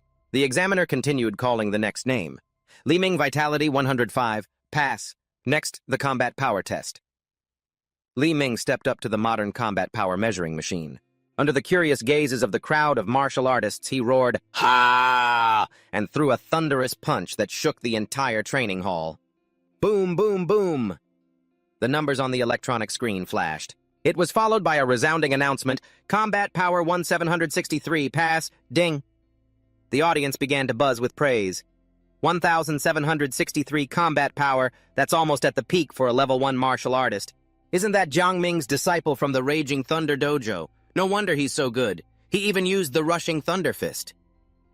Su Hong watched from a distance, hand on his chin, wondering to himself, Jiang Ming's disciple. Wasn't his disciple named Li Yan? Just how many disciples does that old man have? It's your turn, kid. The examiner's call cut through his thoughts, directed at Su Hong. The previous candidate gave him a smug, disdainful look. To dare come for the appraisal at this age, only a genius like me could pull that off. Humph, to think someone my age could compare to me, but in the next moment, his eyes widened in horror as he stared at the machine's screen. What the hell is this? Wait, is the vital energy meter broken? How could his vital energy be this high? The examiner, equally stunned, announced, Suhong, vital energy 123, pass. This made the other guy roar in frustration. That's impossible! He struggled to regain his composure. Sweat streamed down his face. Calm down, calm down. High vital energy doesn't mean anything. Combat power is what matters. Combat power is everything. The group proceeded to the central area, and the examiner ordered, begin the next round. Begin the combat power test. Standing before the machine, Suhong clenched his fist, silently assessing his new strength. He had broken through to become a martial artist, and with his upgraded physique, his power had skyrocketed. Perhaps using just 4/10 of my power will be enough for this test, but it would be a pain if I hit too lightly and failed. He narrowed his eyes, deciding to add a little more force. All right, I'll use 5/10 of my power just to be safe. Wham! A powerful direct punch slammed straight into the red center of the machine. An explosive force tore through the air, and the terrifying strength sent the heavy machine flying off its stand. It shot across the floor like an arrow. Crash, boom! The machine slammed hard into the lab wall and exploded to everyone's absolute astonishment. All the martial artists present stood with their jaws dropped, unable to believe their eyes. Did he just punch the machine right off its stand? That strength is insane. Wait, he didn't even use any martial arts techniques, did he? The smoke and dust cleared. The display showed an unbelievable number, 3,004. The combat power standard for a late-stage first-rank martial artist is only around 3,000. I can't believe it. That number is ridiculous. On the observation balcony above, a staff member frantically reported to his superior, Sir, it's that kid again. This is a real monster. The middle-aged man looked down at Suhong with a very stern gaze. So it's him. No wonder. Meanwhile, in the highest office of the association, the brilliant sunset glow streamed into a luxurious office. The president of the Stardust City Martial Arts Association, Wu Lingxian, was anxiously scratching her head. Damn it, that neighboring Sun City branch keeps producing geniuses and showing off non-stop. Showing off my foot. If Stardust City doesn't produce a few geniuses soon, I'm going to lose this seat of mine. The president's office door burst open. A staff member rushed in breathlessly to report, President, a monster just appeared during the martial artist assessment. This startled Wu Lingxian so much that she dropped her phone. He continued in a terrified voice. An early-stage first-rank martial artist, using only pure strength, punched the combat power machine off its stand and hit the 3,000 mark. Wu Lingxian was speechless at the shocking news. Cut to the central hall of the Martial Arts Association. The atmosphere here was as bustling and noisy as usual. A staff member was leading Suhong and said gently, Suhong, little brother, let me take you to the second floor to register for your martial artist card first, then we'll go get your subsidy. The young man replied politely, Thank you. From above, a pair of shiny black high heels came to a stop. Wu Lingxian looked down and commanded, Your job here is done. I will handle this kid personally. The staff member was flustered. Huh. He looked up in astonishment. The president appeared before him, an imposing and captivating figure. The head of the association, Wu Lingxian, approached and looked straight into the young man's eyes. You're Suhong, correct? I am Wu Lingxian, president of the Stardust City branch of the Martial Arts Association. Follow me. Suhong gave a slight nod. Yes, president. But inwardly he was thinking, so this is the association president. I heard she's a 5th-rank martial artist. She doesn't look like what I imagined. The two of them entered the president's office, a large and luxurious room, bathed in the afternoon sun. Wu Lingxian sat down comfortably, crossing her legs. You're a student at No. 1 High School, aren't you, that old fox Li Chengshan? Was just complaining to me a moment ago. He said the school only managed to produce 2 ordinary first-rank martial artists this year, and yet they were hiding a monster like you. Suhong broke into a cold sweat and asked awkwardly, why did you bring me to your office? I just came to register as a martial artist, get my subsidy, and receive a guidance technique. Wu Lingxian waved her hand reassuringly. Relax. I've already told my staff to handle your martial artist certification and monthly subsidy. She stood up, her powerful gaze fixed on him. As for the guidance technique, I will personally teach you. Right now, how much do you understand about guidance techniques? Suhong thought for a moment, then replied, The textbook says that the spiritual energy of heaven and earth has different attributes, and a guidance technique is a method of absorbing that spiritual energy to enhance one's own strength. Absorbing different attributes requires a corresponding guidance technique. A flame ignited in the palm of Wu Lingxian's hand. What the textbook says isn't wrong, but a guidance technique is more than just a cultivation method. For example, the Heavenly Flame guidance art that I practice primarily absorbs fire attribute spiritual energy. She clenched her flaming fist to illustrate. While it strengthens the body, it also infuses my attacks with the destructive power of the fire attribute. Whoosh! A powerful streak of fire shot out from her hand. If you can externalize your attribute attacks, it can even extend your attack range. But for a first-rank martial artist, forget about covering your fist with an attribute. Just being able to carry a faint trace of it is already very impressive. Su Hong was extremely surprised. Guidance techniques can be used for attacking. I always thought they were just for absorbing spiritual energy to cultivate. The textbooks never mentioned this. Wu Lingxian raised her hand and 7 elemental symbols appeared, shining brilliantly. The spiritual energy of heaven and earth has 7 attributes: metal, wood, water, fire, earth, lightning, and wind. Each type has its own strengths and weaknesses. But in terms of pure offensive power, lightning is first, metal is second, and fire is third. She took out a crimson sphere to test him, wondering what guidance technique he could actually cultivate. It also depends on your affinity, Ta Hong silently understood. I can't just pick any technique I want to practice. Vo Lam Tien held the brightly shining sphere. This is a crystal ball for testing affinity. The larger the glowing area, the higher the affinity. A typical martial artist usually reaches 20 to 30%. My 80% is already considered very high. She handed the sphere to him with an expectant look. But for a genius like him, he'll surely surpass 90%. Ta Hong took the sphere feeling worried. President Vo became a level 5 martial artist at such a young age. She's an absolute genius and she only has 80%. If I get 90%, that would be a huge exaggeration. Suddenly, blinding rays of light erupted from the sphere. Both of them were stunned, speechless. A brilliant red light enveloped the entire room. Vo Lam Tien shouted excitedly, "It's full! Completely full." A 100% fire attribute affinity. She grabbed Ta Hong's shoulders, shaking him and asking, "Do you know what this means?" "It means you can absorb fire attribute spirit energy from the heavens and earth with 100% efficiency with absolutely no loss," which made him stammer, "And no!" She proudly used herself as a comparison. "With my 80% affinity, I still lose 20% when I absorb fire spirit energy. That's why I'm a level 5 martial artist and the president of the Star City branch." Vo Lam Tien moved her face close to Ta Hong's with a meaningful smile. "But your future achievements will definitely surpass mine. I never imagined a small place like Star City. It could produce a monster on par with those from the Magic Capital or the Imperial Capital." Ta Hong looked at the glowing red sphere and thought, "Fire isn't bad, but I still prefer lightning. If only my lightning attribute affinity was also 100%. Instantly, the sphere turned a brilliant yellow with crackling bolts of lightning. A powerful electric current enveloped the sphere in his hand, as Vo Lam Tien watched in stunned silence. Ta Hong dazedly reported, "President, my lightning attribute affinity also seems to be 100%. Vo Lam Tien could only hold her breath. She clutched her head, her face etched with shock. For real. A dual fire and lightning affinity of 100%. What kind of monster is this? This is truly a monster. The young man held out a brilliantly glowing green sphere. President, my wind attribute affinity also seems to be 100%.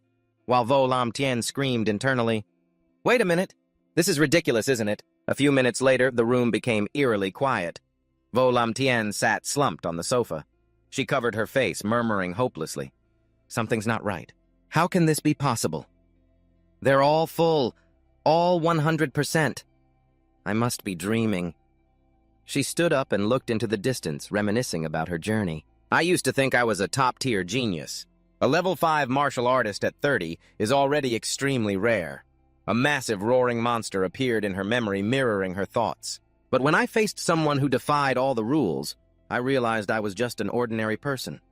An image of a warrior descending from the sky to confront the great beast appeared, and to defeat an entity that exists beyond common sense. A mysterious image of Ta Hong's future self stood proudly on the massive monster's corpse. You need someone who also exists beyond common sense. Just like that. Vo Lam Tien looked at Ta Hong pensively, thinking, an entity that ordinary people can't possibly comprehend. Ta Hong narrowed his eyes, calculating. All 7 attributes are at 100% affinity. If I only train in the lightning attribute and ignore the other 6, it feels like such a waste. This is really complicated. He looked directly at Volam Tien and made a bold proposal. President, could you give me a copy of the guidance techniques for all 7 attributes, leaving her speechless? Volam Tien explained in a serious tone, a person's energy is limited. No matter how talented you are, it's best to focus on just 1 or at most 2 types. In the past, someone tried to practice all 7 guidance techniques at once. After 15 years, they were still just a level 1 martial artist. Tahong persisted, I can't decide right now. So I want to try them all before choosing which one to focus on. Volam Tien sighed, finally agreeing. All right, fine. But you absolutely must not mess around and waste your talent. Remembering something's important, Volam Tien asked. Tahong, I remember your school's monthly exam is coming up soon, right? He answered in surprise.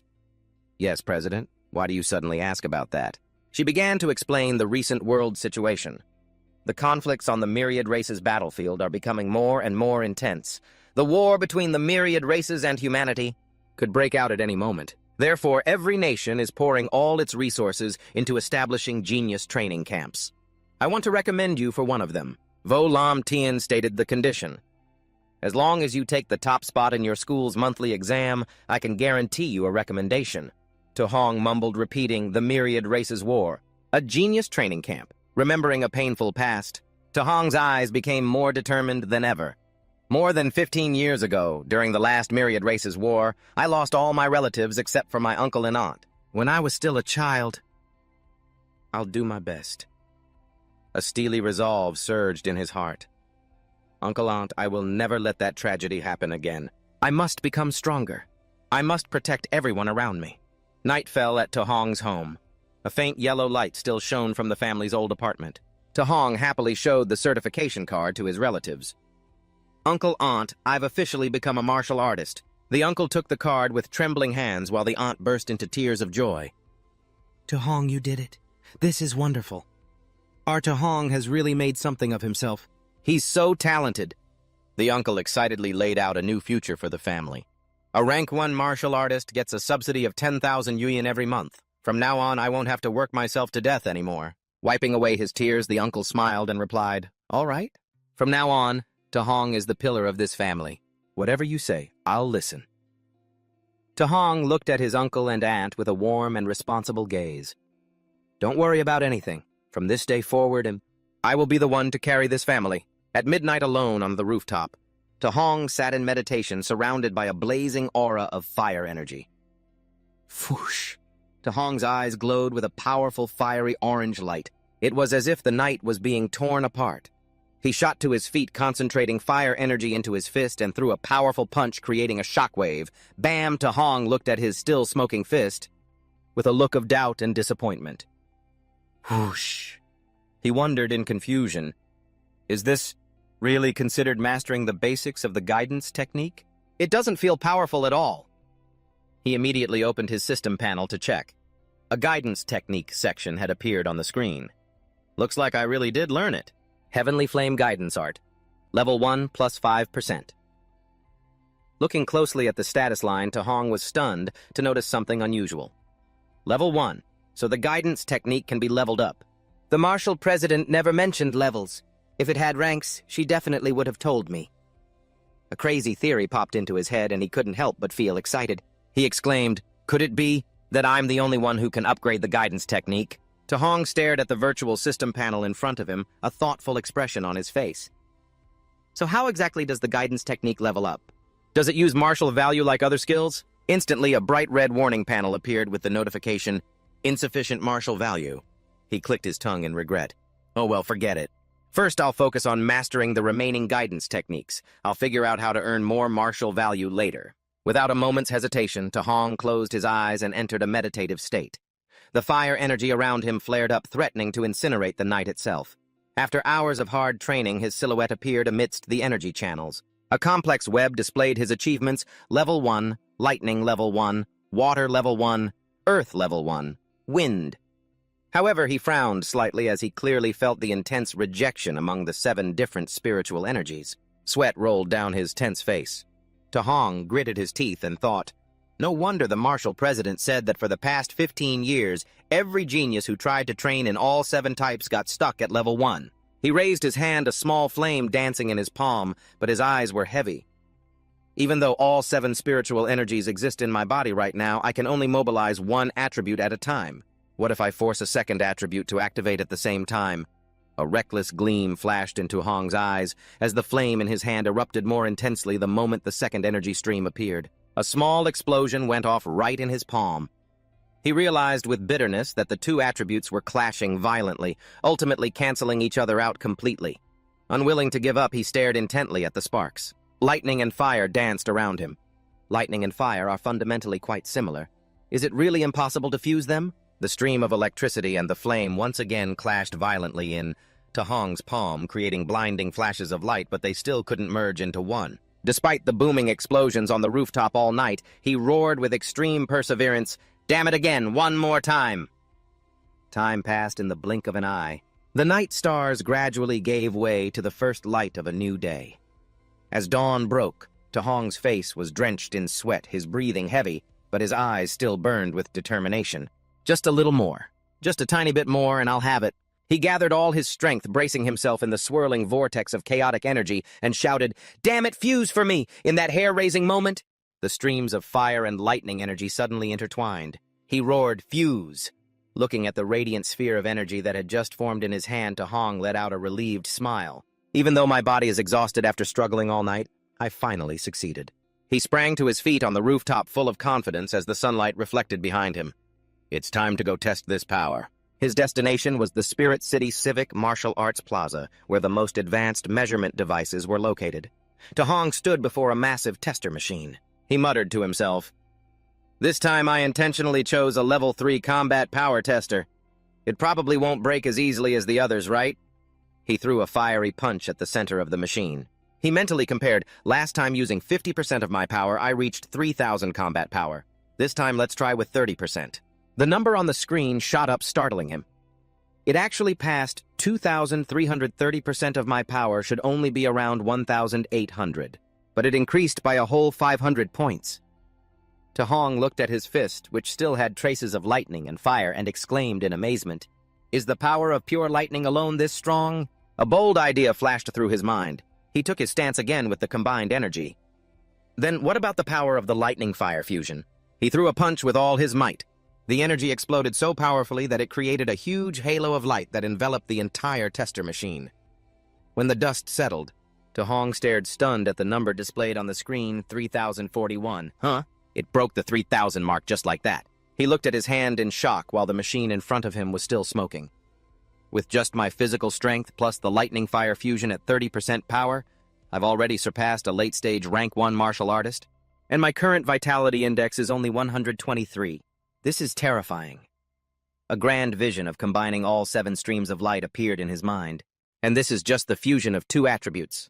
Hong smirked ambitiously as he looked at the tiny electric flame in his hand. If I could fuse all 7 types, just how terrifying would that power become? That night, he lay sprawled on the rooftop, gazing up at the vast, starry sky, while tiny specks of spiritual energy still lingered around his visibly exhausted face. But he couldn't hide his competitive spirit. He sighed.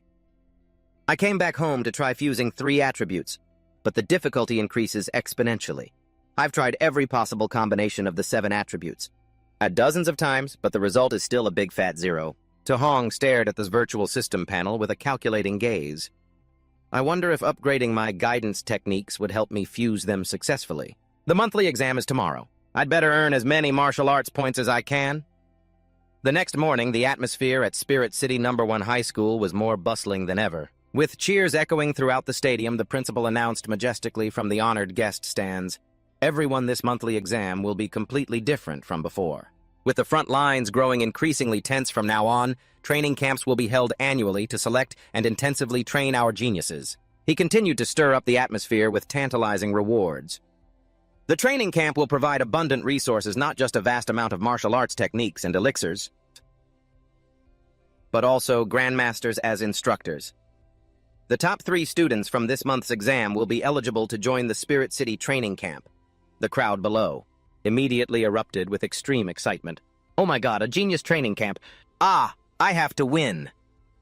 Amidst the frenzied crowd, Hong remained quite calm and a bit puzzled. The instructors are level 7 grandmasters. But our principal is only a level 3.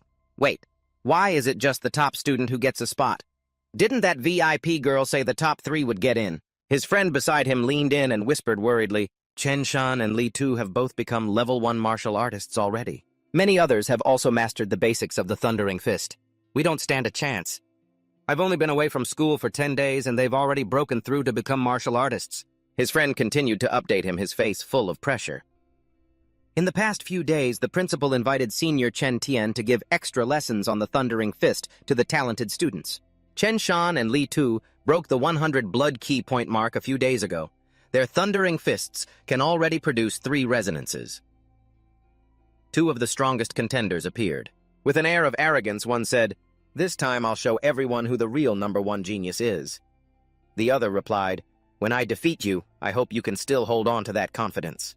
Up in the stands, the principal sighed quietly while talking to a colleague.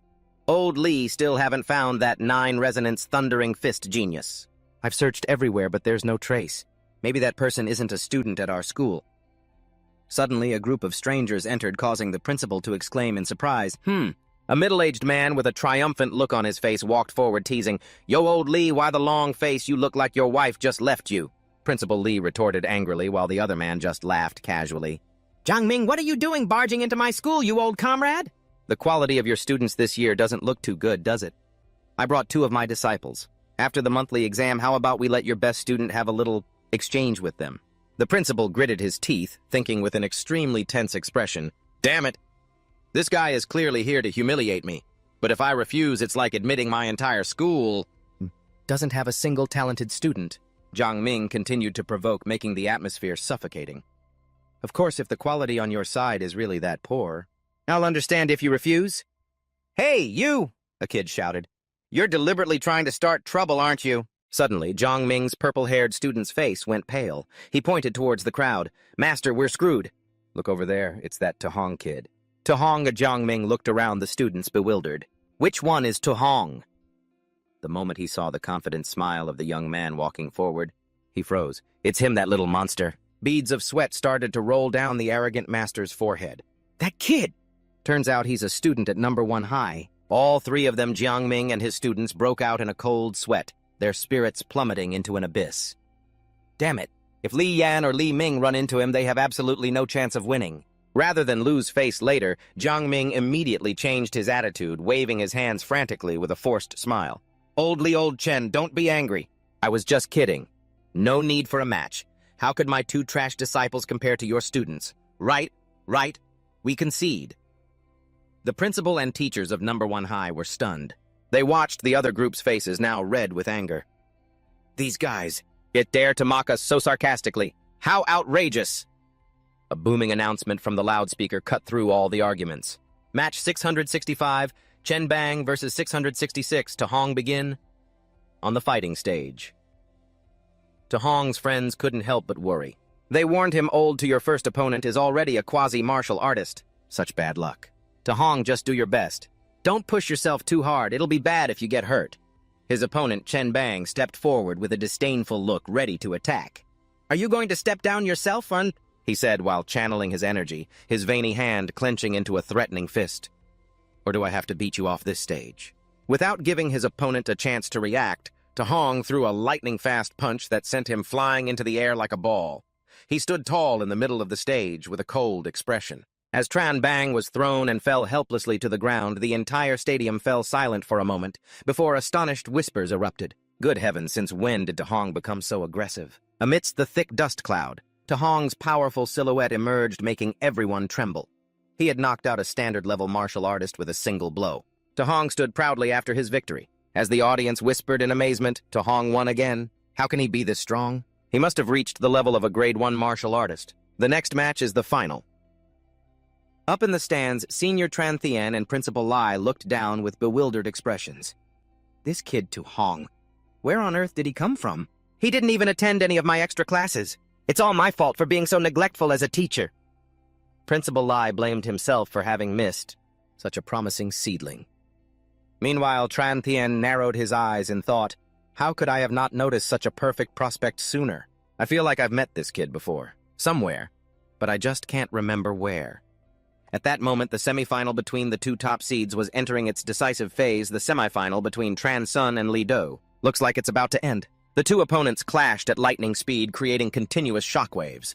Their strengths were quite evenly matched. It was hard to tell who would be the final victor. Li Do, taking a defensive stance, roared with excitement. Tran Sun, we've both reached the third resonance of the rushing Thunder Fist. If you don't use your trump card, don't even dream of beating me. A thunderous punch was thrown, and the surrounding air seemed to be torn apart by the immense pressure from Li Do's attack. The audience below stared wide-eyed as they witnessed the energy transformation on the stage. Attribute energy has been externalized. Has Tran Sun really managed to externalize his attribute? That's the fire attribute. Its destructive power is second only to the lightning system. However, Li Do just smirked contemptuously, his hand beginning to be enveloped by a sharp, cold blue light. Externalizing an attribute, is that supposed to be hard? The crowd's expression changed once again in astonishment. Li Do can do it too. And that's the metal attribute, which has even greater piercing power than the fire attribute in actual combat. Instantly, Li Do shot forward like a silver arrow, metallic energy enveloping his fist, forming powerful energy chains. What's more, I can also do this. He focused all his power into a decisive blow, his eyes burning. Rushing Thunder Fist, fifth resonance. The two streams of energy collided violently, creating resounding explosions that shook the entire arena. However, Tran Sun couldn't withstand the pressure and was hit with countless blows. Witnessing this top-tier performance, Senior Tran Thien lavished him with praise. Rushing Thunder Fist, fifth resonance. So Li Do has been hiding his true strength all this time. In just over 10 days, not only has he mastered the art of externalizing his attribute, but he's also reached a sophisticated level with the Rushing Thunder Fist. Li Do's talent is truly outstanding. Principal Li sighed with regret as he thought about the upcoming final. So we already know the result without even watching the final match. With the fifth resonance of the Rushing Thunder Fist combined with the metal attribute, To Hong has absolutely no chance against Li Do. What a shame. If only To Hong had a guidance technique and knew the Rushing Thunder Fist, perhaps he would have had a chance. Just then, a strange man sitting nearby suddenly spoke up, challenging them. Old Tran, I'll bet 50,000 RMB that To Hong will take first place. Do you two dare to take the bet? Are you crazy? To Hong is impressive, sure. But without a guidance technique, how can he possibly win? Fine. Since you wants to hand us free money, I'll take that bet. The announcer's voice boomed, signaling the most important match. The final match, number 1 Li Do versus number 666 To Hong begin. Li Do, focus. Don't embarrass us. Go To Hong, take the championship. Li Do stepped into the arena with an arrogant expression, looking down on To Hong. You're really lucky, you know. It's only because you didn't have to face me or Tran Sun earlier that you managed to crawl your way into this final. To Hong lightly stretched his wrist, his gaze turning sharp and intrigued. After hunting so many ferocious beasts, these students felt far too weak. Finally, someone worth my attention. Li Do continued to ramble on about rankings while To Hong just calmly replied, but making it to this final already means you can call yourself the second best in the school. Then who's number 1? Before his opponent could finish, Li Do lunged forward in a flash attack. Naturally, it's me. He unleashed an extremely powerful blow with all his might, energy chains coiling around it, aiming to end the match instantly. Just this one move, it will make you understand just how vast the gap between us is. The audience above screamed in worry, seeing that To Hong wasn't dodging at all. Oh my god, he's starting with the Rushing Thunder Fist's fifth resonance. He's playing for keeps. It's over. Once the Rushing Thunder Fist is unleashed, it's all over for To Hong. In that very instant, To Hong's eyes suddenly flashed with a mysterious, brilliant orange light. He smirked, and a surge of fire energy began to gather in his fist. This is the perfect moment. I've been wanting to see the limits of my physical body anyway. The panicked crowd demanded the referee intervene because of To Hong's recklessness. Even if you want to die, you shouldn't do it like this. Referee, save him. Has To Hong gone mad? He's not dodging. He's going to meet it head-on with his own fist. The two fists collided, creating a series of explosions. Dust filled the air, obscuring everyone's vision. A purely physical showdown had erupted. The powerful impact of their punches created an immense air pressure that spread across the ring. Li Do's eyes widened when he saw his technique easily neutralized. He actually countered my five-fold resonance, Rushing Thunder Fist, with just 5 ordinary punches. Without giving his opponent a chance to breathe, To Hong launched a lightning-fast flurry of punches, leaving Li Do to do nothing but brace himself. The pressure from those punches made Li Do start to gasp for air in pain. This monster! Every one of his punches is terrifyingly heavy. The audience below was in complete shock at what was happening. To Hong wasn't even using any martial arts techniques, and yet he could still fight on par with Li Do even when facing the five-fold resonance rushing Thunder Fist. To Hong's raw power was just too terrifying. Principal Li shot up from his seat in excitement. Meanwhile, Tran Thien began to form a theory. He must possess some kind of special physique. Otherwise, his strength couldn't be this absurdly powerful. Ha ha ha! Has my school really produced a genius with a special physique? However, Tran Thien remained cautious as he looked at the ring. To Hong's power is astounding, but Li Do has already managed to condense his attribute. To Hong doesn't really have the advantage yet. A massive collision sent them both flying back, carving long trails into the arena floor. Li Do was furious. His entire body erupted with a blinding aura of lightning. To Hong, don't you get cocky? The only winner here will be me. He lunged forward for one final decisive blow with all his might. Go down! To Hong looked at his opponent with immense disappointment. I originally wanted to see how far my pure physical strength could take me against Li Do, but this guy couldn't hold out and has already played all his cards. A brilliant golden lightning began to envelop To Hong's arm, more powerful and pure than anything else. Since you've shown me your full strength, I should return the favor right. Lightning.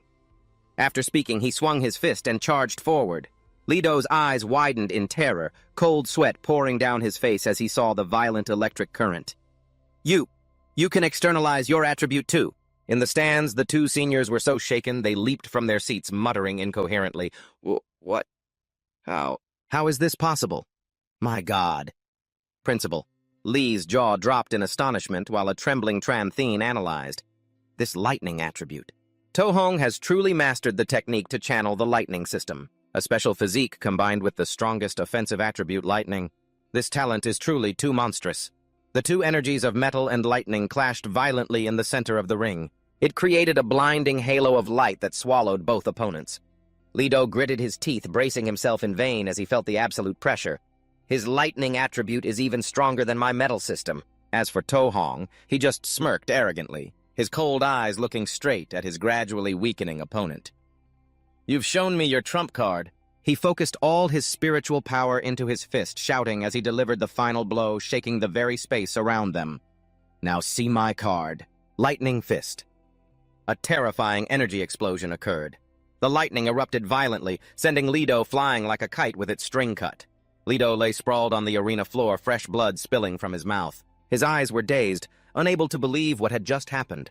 Ninefold resonance. How could this be? As the dust and smoke gradually cleared, To Hong stood tall like a god of war. At his feet lay his completely unconscious opponent.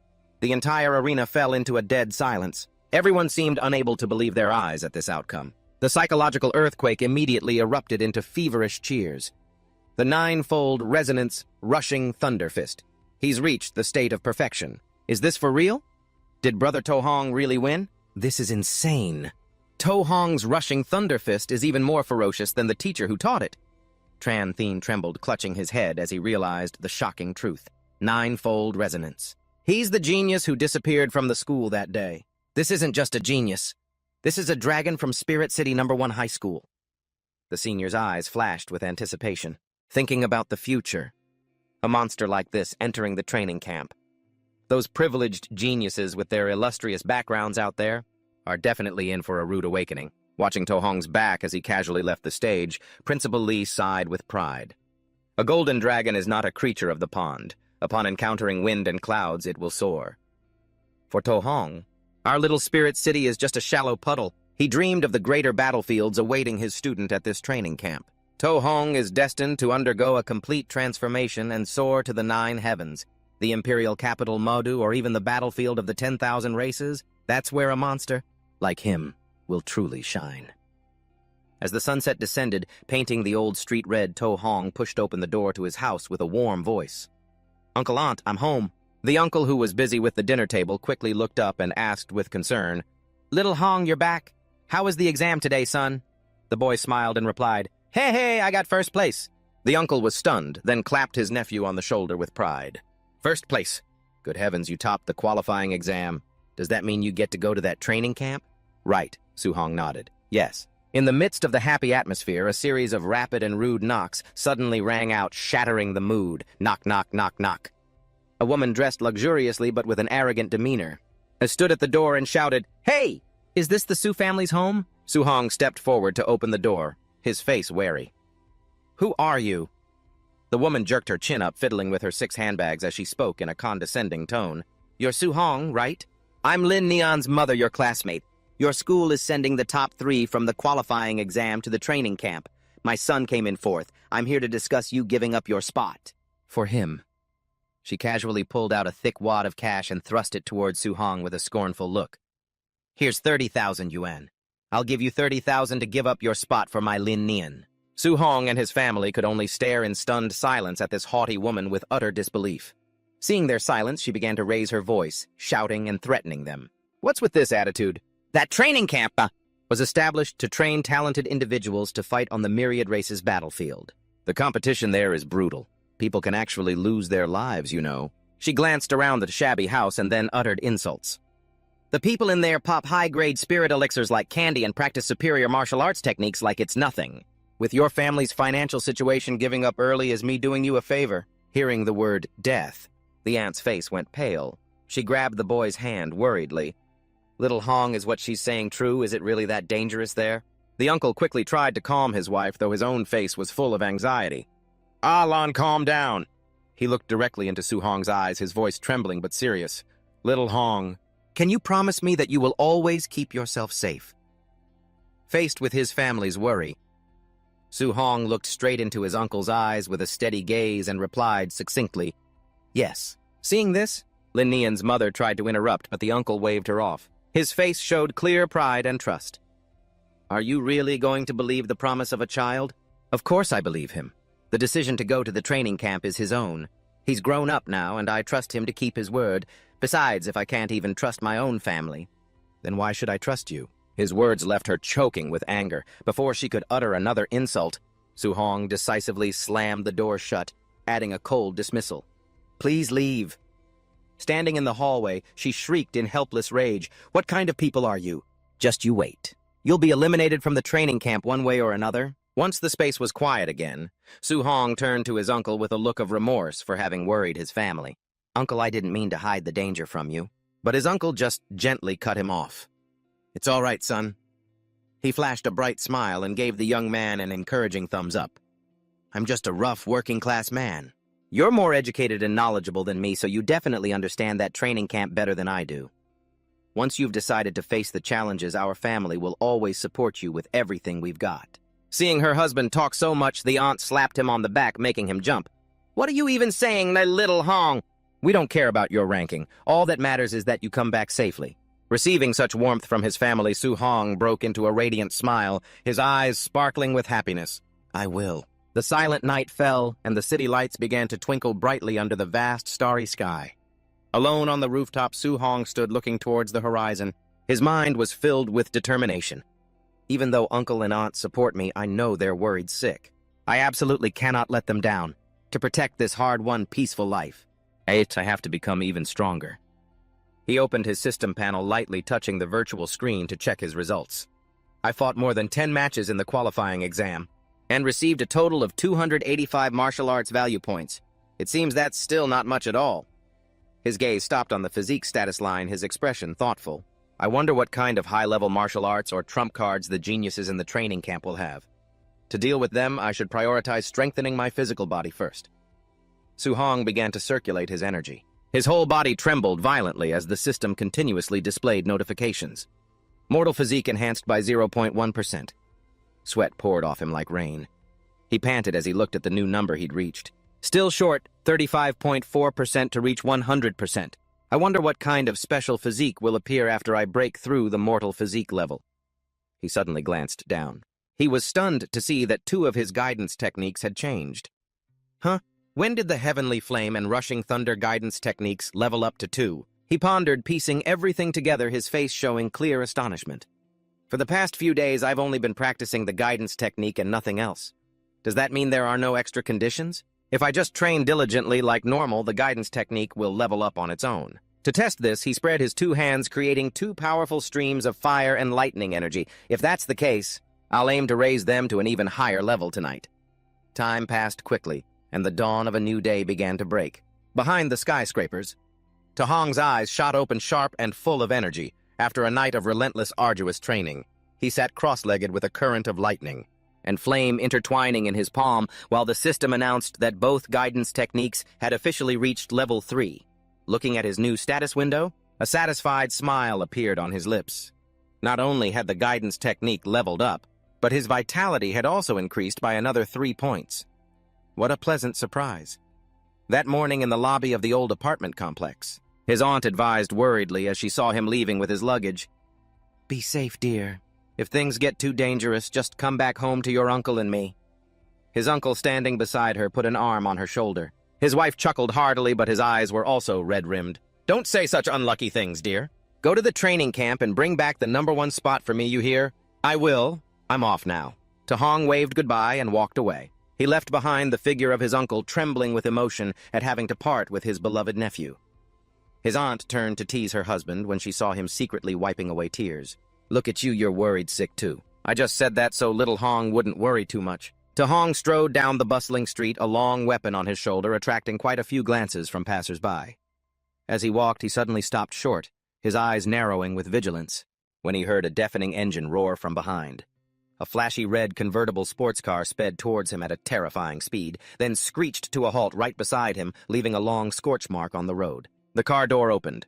Vo Lam Tien appeared looking incredibly chic behind her sunglasses and gave a firm command. "Get in." The car sped off down the highway, taking Tahong straight towards the genius training camp where the real challenges awaited him. The flashy red convertible sports car shot down the highway, leaving long white trails of smoke behind.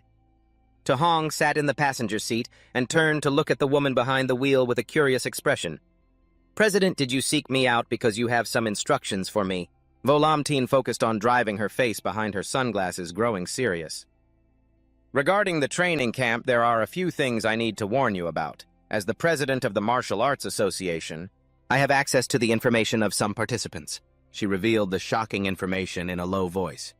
"From what I know among the martial artists this time, there are a few monsters who have already reached the late stage of a level 1 martial artist and aren't far from level 2. Vo Lam Tien's lips curled into a slight smile, emphasizing the difficulty of the game. "There are some real prodigies. Even the weakest martial skill they possess has reached B rank." Tahong narrowed his eyes, calculating his demeanor still perfectly calm. "A level 2 martial artist needs 200 vitality points, so there's someone in this batch who's about to reach level 2. But a B rank martial skill doesn't scare me. With the system's space, I can learn B rank skills quickly, too." Vo Lam Tien glanced at her student. Her voice was somewhat reassuring. "Tahong, your talent is the greatest I've ever seen, bar none. But unlike them, you don't have equivalent abundant resources. Therefore, even if you face failure at the training camp, don't let it shake your resolve. With your gift, it's inevitable that you'll surpass them." The young man smiled faintly. His gaze was fixed on the distant horizon. "I understand. Yes, thank you." Vo Lam Tien was secretly astonished by his composure. To know that his vitality and martial skills were inferior to others and still maintain such calmness. "Looks like I don't need to worry about this kid's mentality collapsing." 3 vehicles entered the territory of the majestic Thien Lam mountain range with its towering peaks shrouded in mist and clouds. In another passenger vehicle, the students traveling with him couldn't help but panic. "What the training camp is in the Thien Lam mountain range, a place full of monsters. Don't worry too much. A grandmaster is supervising the camp, so your lives won't be in danger." Sitting in the car, Tahong silently assessed the danger level of this region. The Thien Lam mountain range is a massive chain of mountains that stretches through Tinthan City, Duong City, and a few other places. Not only is the spiritual energy dense and the monsters countless here, but deep inside there are even beast kings on par with level 7 grandmasters. An image of a giant tiger tearing its prey apart appeared, a testament to the brutality. The competition between monsters here is extremely fierce, even the level 1 monsters on the outskirts. The monster let out a ferocious roar, its eyes a blood-red glare, are far more aggressive than elsewhere.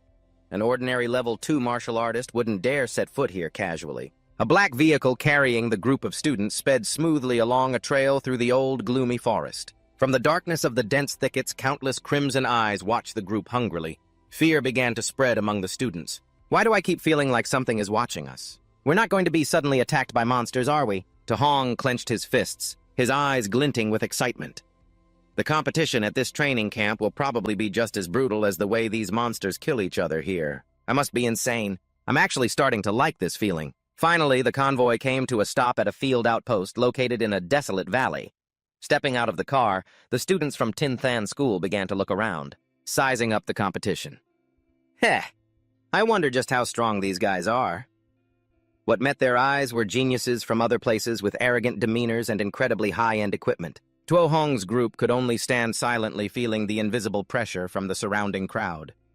Tuo Hong's face remained calm, his sharp gaze observing his opponent's every move. He slung the long spear over his shoulder, took the lead, and shouted, "Let's go!" This prompted the student walking beside him to quickly reply, "Oh, all right." Just then, one of the examiners raised a hand signaling for everyone to gather in a designated area. The coach, sporting a stern-looking goatee, made an announcement. "We will wait here until everyone has arrived. After that, we will begin the entrance exam." Wait, there's an entrance exam too. Suddenly a commotion erupted as an aura of extravagance swept in. "They're here." Damn it. Being from a major clan really makes them special, forcing all of us to wait for them. A convoy of ultra-luxury cars, including a Rolls-Royce and expensive SUVs, roared into the clearing amidst a cloud of dust. Bodyguards in black suits quickly stepped out. They bowed to open the car doors for the noble young masters and ladies. The three most outstanding geniuses appeared before the admiring gazes of the crowd. Goddess Xiaoyan. She's so cool and beautiful. Becoming a spirit master is truly amazing. This shabby place so crude. That's Lin Xinghe from the Lin family. I heard he's about to reach level 2. But he's such a show-off. Let's go. The mayor of Man City's son, Wang Tianhe, is here too.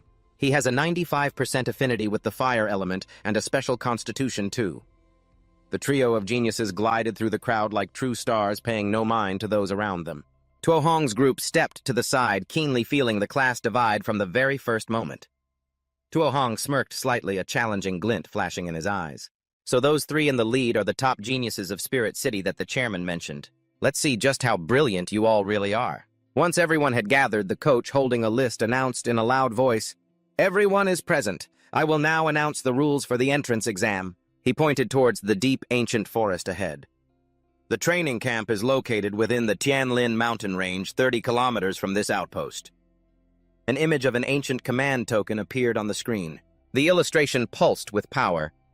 "We have implanted these command tokens inside certain beasts. You must obtain one of these tokens to be allowed into the training camp." The students began to panic and debate among themselves about the extreme difficulty. 30 kilometers in 8 hours might sound easy, but this is the Tianlin mountain range we're talking about. Once you go deep into the mountains, who knows what kind of high-level beasts you might run into. You could get killed. In contrast to his peers' fear, Tuo Hong was extremely excited about his own plan. "I just have to get there within 8 hours. Is it that simple? In that case, I'll have plenty of time to hunt some extra beasts and rack up some martial Dao value points." A student raised his hand and asked nervously, "What happens if we run into a beast whose level is far beyond our own abilities?" The coach replied coldly, "Then you'll be considered unlucky and eliminated. However, someone will be dispatched to save your pathetic little lives." The crowd immediately erupted in fierce protest. "That's not fair. It's very possible for a strong person to be eliminated while a weaker one gets through on pure luck. Exactly, this relies way too much on chance." The coach looked down at the students with a cold expression and said, "Not fair. This world isn't a playground. What if you trained bitterly for 15 years only to be swatted to death by a passing expert the moment you step onto the battlefield of the heavens? Will you cry and whine about it being unfair then?" He stared directly at the crowd and warned, "If you don't want to encounter high-level beasts, then act with caution and avoid risks. The strong preying on the weak, the many overwhelming the few. Those are the laws of the battlefield." A guy in a suit sneered contemptuously and chimed in, "That's right. If you're scared of dying, then quit right now. Stop wasting our time. Scared of this, scared of that. What a bunch of garbage."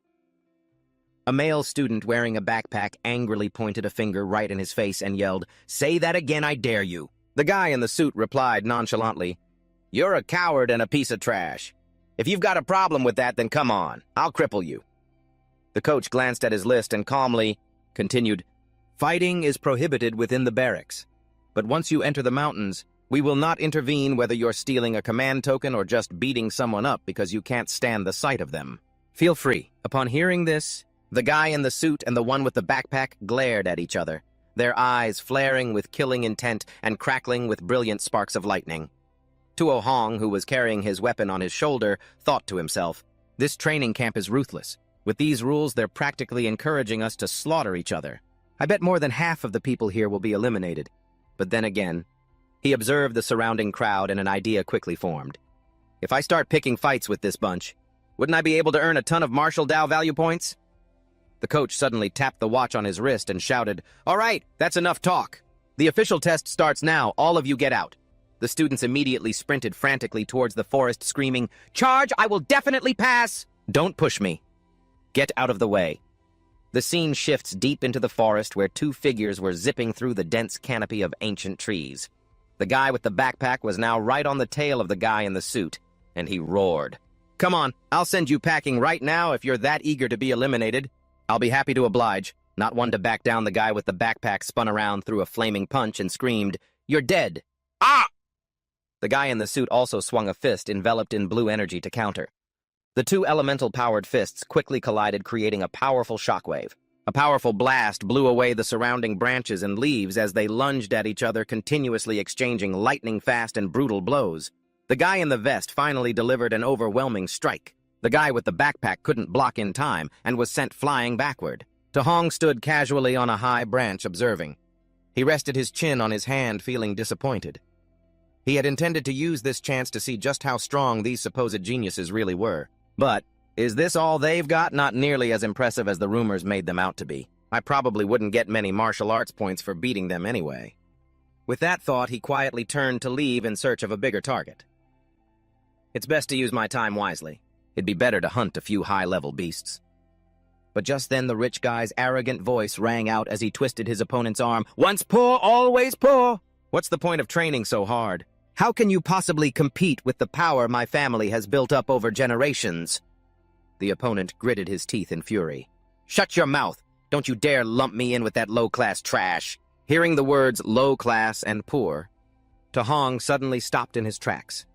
Those insults echoed repeatedly in his mind, and the air around him suddenly grew heavy. Suddenly, the corner of Hong's mouth twisted into a ruthless smile, his eyes as cold as ice. "Looks like I can't let this pile of free martial arts points just walk away.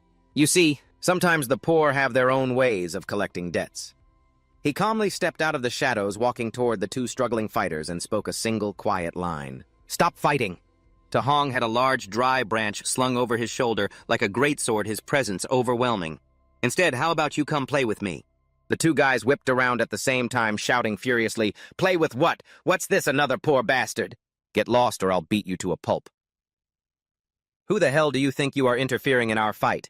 Standing between the two surging waves of spiritual energy, Hong calmly explained, "You've misunderstood.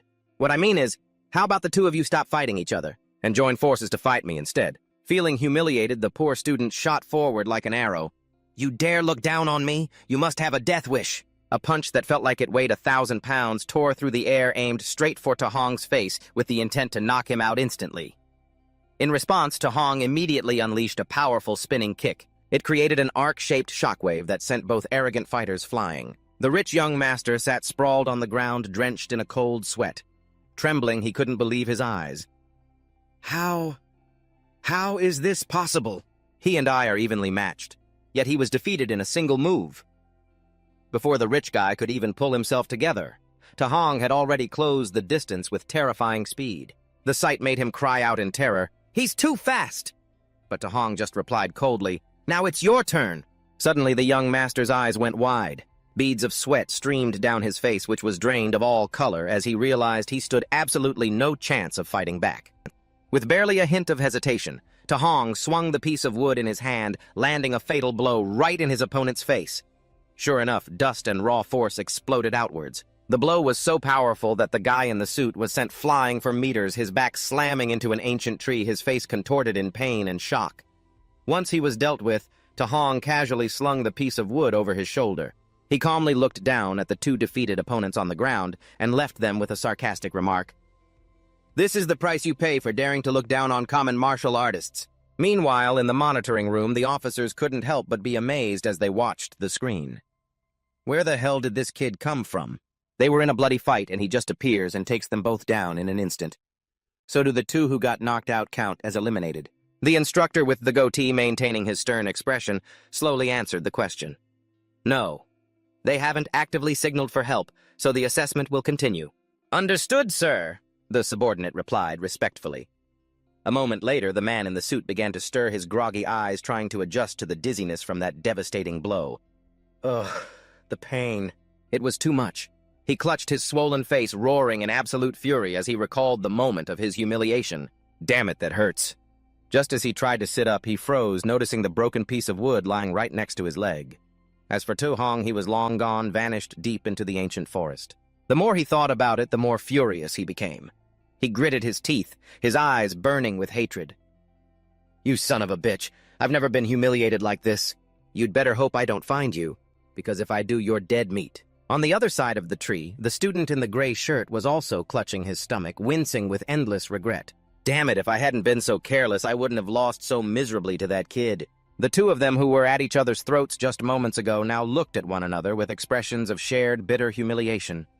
Finally, the man in the suit took the initiative, holding out a hand to make peace with his old rival. Hey, sorry about what happened earlier. Don't worry about the things I said. You're actually pretty strong yourself. You too. I shouldn't have made fun of you, the other guy replied. And just like that, a strange alliance was formed as the two helped each other up to go after their common enemy. All right, brother, let's go get our revenge. We gotta grab this piece of wood. Nothing's gonna feel better than smacking that punk with it a few times. This is what they call the enemy of my enemy is my ally. Elsewhere. To Hong had already left the other two far behind. He gripped his long spear, darting through the treetops so fast he created streaks of blue light that tore through the darkness. His eyes were completely focused, radiating a sharp, cold aura. It was enough to make the surrounding beasts hesitate. Suddenly, he skidded to a halt as a pack of monsters blocked his path.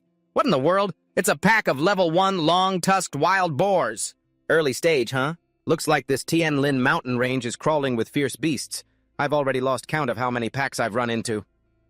The ferocious wild boars, their eyes glowing red, snarled and huffed threateningly as if they wanted to tear the intruder to pieces. Instantly, To Hong bent his knees and shot into the air, ignoring the frenzied roars of the beast pack charging below. From high above, he channeled his power as crackling lightning enveloped his fist. He unleashed his ultimate technique. Rushing Thunder. Fist 9 resonations. A thunderous punch with 9 booming echoes. A massive explosion of electrical light erupted, taking down the entire pack of wild boars in a single strike. The attack made the ground tremble violently. Standing amidst the battlefield, To Hong sighed as he looked at the system notifications popping up. I used to get 10 martial arts points for defeating a single martial artist, but ever since I've gotten stronger, the bonus points just keep getting smaller and smaller. He decided to shake off his disappointment, bending down to poke a beast's corpse with the tip of his spear. Forget it. I should focus on finding those command tokens. He searched through the corpses of the more than 10 level 1 beasts he'd just defeated, but still found nothing. These early-stage level 1 beasts don't seem to have any command tokens. I wonder if this one does. Wiping the blood from his hand, he thought to himself, just as I suspected. Still no tokens. It seems only the higher-level beasts carry them. Half an hour went by. To Hong's figure continued to weave between the ancient trees as he constantly moved, searching for a new target. However, the unusual silence began to make him suspicious. When I first entered the forest about 3 to 5 kilometers in, I could find at least 10 low-level beasts within 1 hour. Why haven't I seen a single one now? Just then a massive black shadow with blood-red eyes swooped down from above, lunging for him with razor-sharp claws that ripped through the silent air. To Hong didn't even flinch. His eyes suddenly flashed with an excited blue light as he identified his opponent. Finally, I found one. A level 1 peak stage midnight phantom tiger. Instantly, To Hong shot into the air, concentrating all of his spiritual energy into his finger and unleashing his technique Void-Breaking Finger. The powerful stream of force from his finger pierced through its defenses, causing the high-level tiger beast to collapse to the ground in an instant. Then he reversed his grip on the long spear. Gathering all his strength, he brought down a thunderous strike from above, completely finishing off the struggling beast. He watched the notification appear plus 35 martial arts value points. To Hong smirked confidently. With his current strength, killing a level 1 peak stage beast was truly as easy as turning over his hand. Afterwards, he knelt down and began the task of searching it. He searched through the bloody carcass. I hope this high-level black tiger has a command token. And just as he'd hoped, a blood-red command token appeared, bringing a triumphant smile to his face. Heh, so they really are inside the high-level beasts. It took me nearly 3 hours just to find one of these. He stood up, looking around the ancient forest and starting to analyze the situation. A while ago, there were wild boars everywhere, but now it took me half an hour just to find a single black tiger. It seems the deeper I go into these mountains, the higher the level of the beasts. But they were getting scarcer. Tahong mulled over his hunting strategy. Although high-level black tigers offered more martial points, encountering only one every 30 minutes was just too slow. If I hunt the low-level beasts in the outer regions, I might actually earn more points. His eyes flashed with determination as he immediately changed direction. Instead of chasing quality, I should just focus on quantity to speed things up. As he zipped away, he silently reminded himself of the ultimate goal. There are still 5 hours left in the competition. I need to accumulate enough points to max out the progress of my mortal body. A short while later, in another part of the forest, the scene was horrifying with beast corpses piled high. Alongside streams of crimson blood, the corpses of wild boars were strewn everywhere, proof of the merciless sweep by the hunter Tahong. Suddenly, a giant bear lunged out, trying to pounce on him. But Tahong quickly spun around, dodging spectacularly. He moved with the agility of a ghost, performing continuous flips to escape the claws. Its razor-sharp claws kept missing. He immediately threw a punch, silently assessing his opponent's strength. After taking down dozens of level 1 beasts, I've finally run into a level 1? Mid-stage beast. Immediately after, Tahong channeled energy into his fist, unleashing a blazing torrent of fire straight at the beast. The bear roared in pain. It opened its mouth full of blood-stained fangs, intending to devour the tiny enemy before it. However, the image reflected in the beast's blazing golden eyes was of Tahong executing his most powerful punch. He leaped high into the air, bringing a fiery punch down from above, straight onto the beast's head, making the very air seem to explode. The terrifying power of the blow slammed the bear hard into an ancient tree, causing it to snap in two instantly. Looking at the blood spattered on his hand, Tahong calmly assessed his progress. After raising my body tempering to 60%, I can kill a mid-stage level 1 beast with just my physical strength alone. He then gripped his spear and continued to dart through the ancient forest, full of excitement. There are still over 3 hours left. I have to collect a lot more martial points. Suddenly, an enormous sound that shook the very heavens echoed, causing Tahong to halt in astonishment. He looked up with a worried expression, breaking out in a cold sweat. What was that terrifying sound? A gigantic bird with brilliant golden wings that blotted out the sun appeared, making him tremble. What kind of beast is this? Could it be the legendary Beast King, the golden-winged roc? The mythical creature let out a piercing cry, releasing a terrifying pressure that caused the entire heavenly forest to shake violently. Tahong had to plant his long spear firmly into the ground to keep his balance. Is the power of a Beast King really this terrifying? Just the flapping of its wings creates earth-shattering shockwaves. The surrounding ancient trees were swept up by the wind and shattered, creating a scene of apocalyptic devastation. He quickly hid behind a large boulder, his eyes filled with terror. What in the world is the rank of that beast for it to be so horrifying? At that moment, his earlier confidence completely vanished, replaced by a profound sense of humility. I've been getting a little arrogant about my own strength lately, but in front of these top-tier masters, I'm really nothing more than an ant. In the midst of the tension, Tahong suddenly noticed something else unusual in the sky. A brilliant flash of light like a second sun was hurtling straight towards the rock. What is that ball of light? From within the halo of light, a majestic old man materialized, his voice echoing. Golden-winged Beast King, I am Tan Thien Liet. Today I wish to borrow this territory for a short while. Are you planning to cause trouble here? It's the level 7 Grandmaster Tan Thien Liet. The beast showed no fear.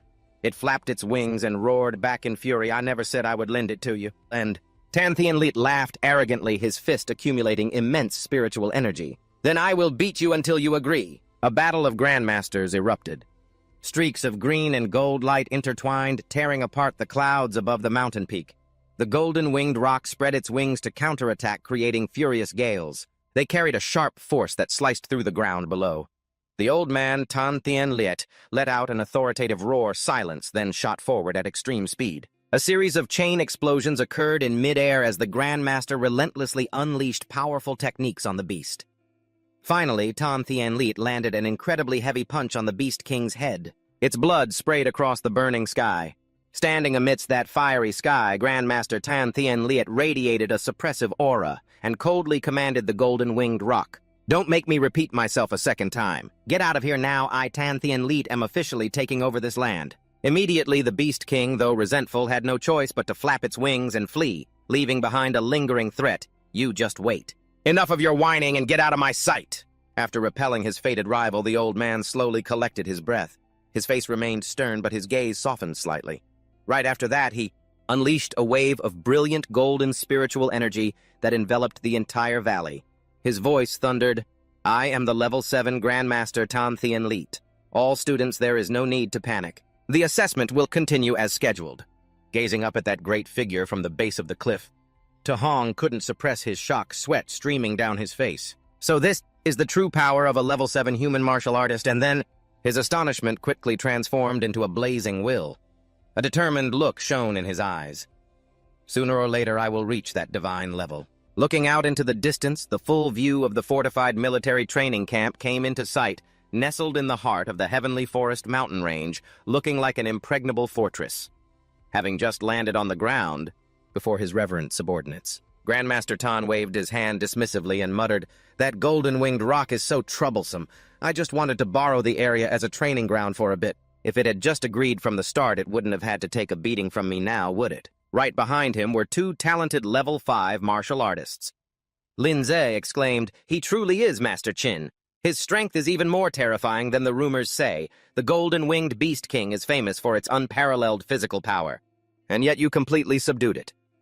However, the old man disliked flattery. He strode powerfully towards the command center. Cut the bootlicking and follow me to the monitoring room. Let's see if any of these kids could withstand the golden-winged eagle's pressure just now. Stepping inside the large screen was replaying the earlier chaotic scene. An assistant reported, This is the slow-motion footage. Most of the candidates collapsed, unable to even move under the Beast King's oppressive aura. Suddenly, Master Qin's gaze locked onto one frame. He pointed curiously. This kid, he was able to withstand the pressure so easily right after wiping out an entire pack of peak Level 1 black tigers. What's his name? Bai Mu hurriedly read the information from the file. He is Wang Tiankuo, a late-stage Level 1 martial artist. His vitality has reached 340, and he has a 95% affinity with the fire element.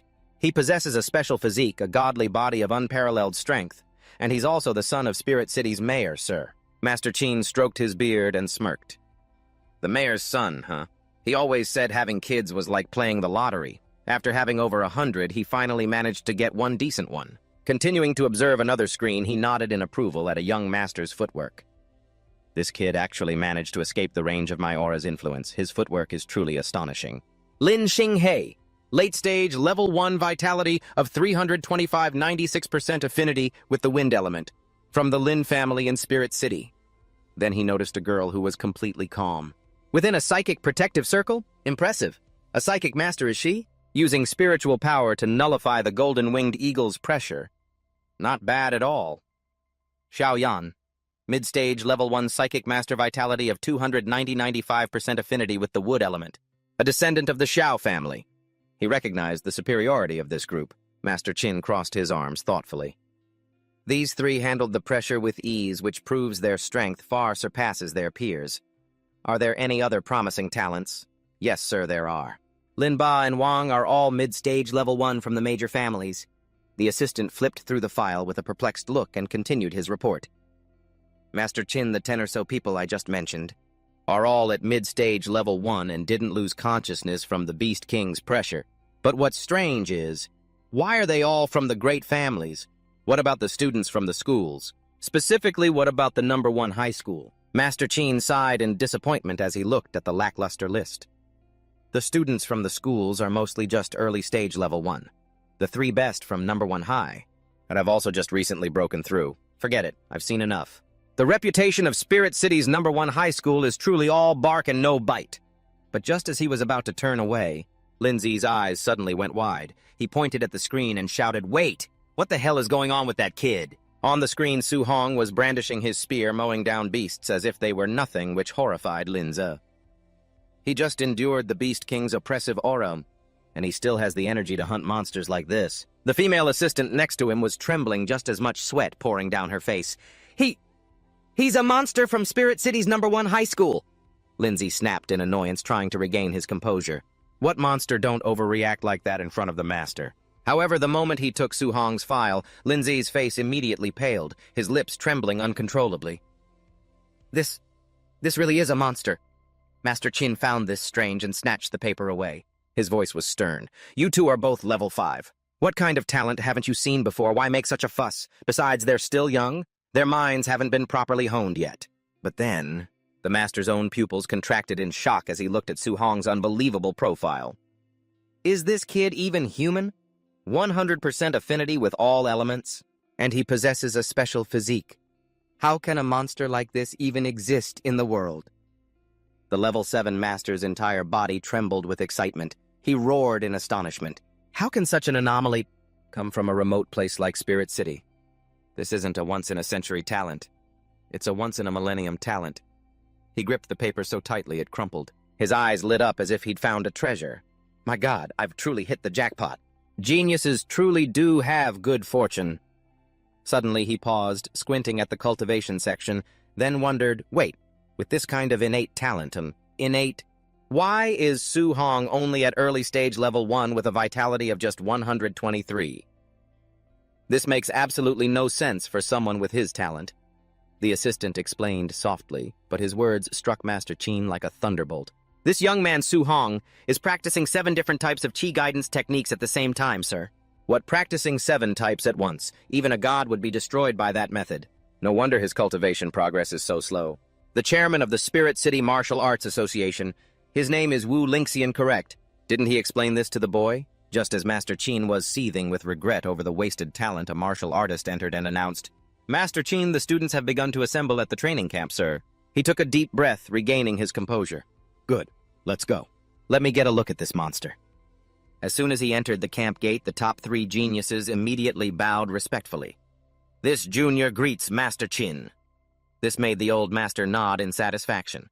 He replied, You 3 have done very well.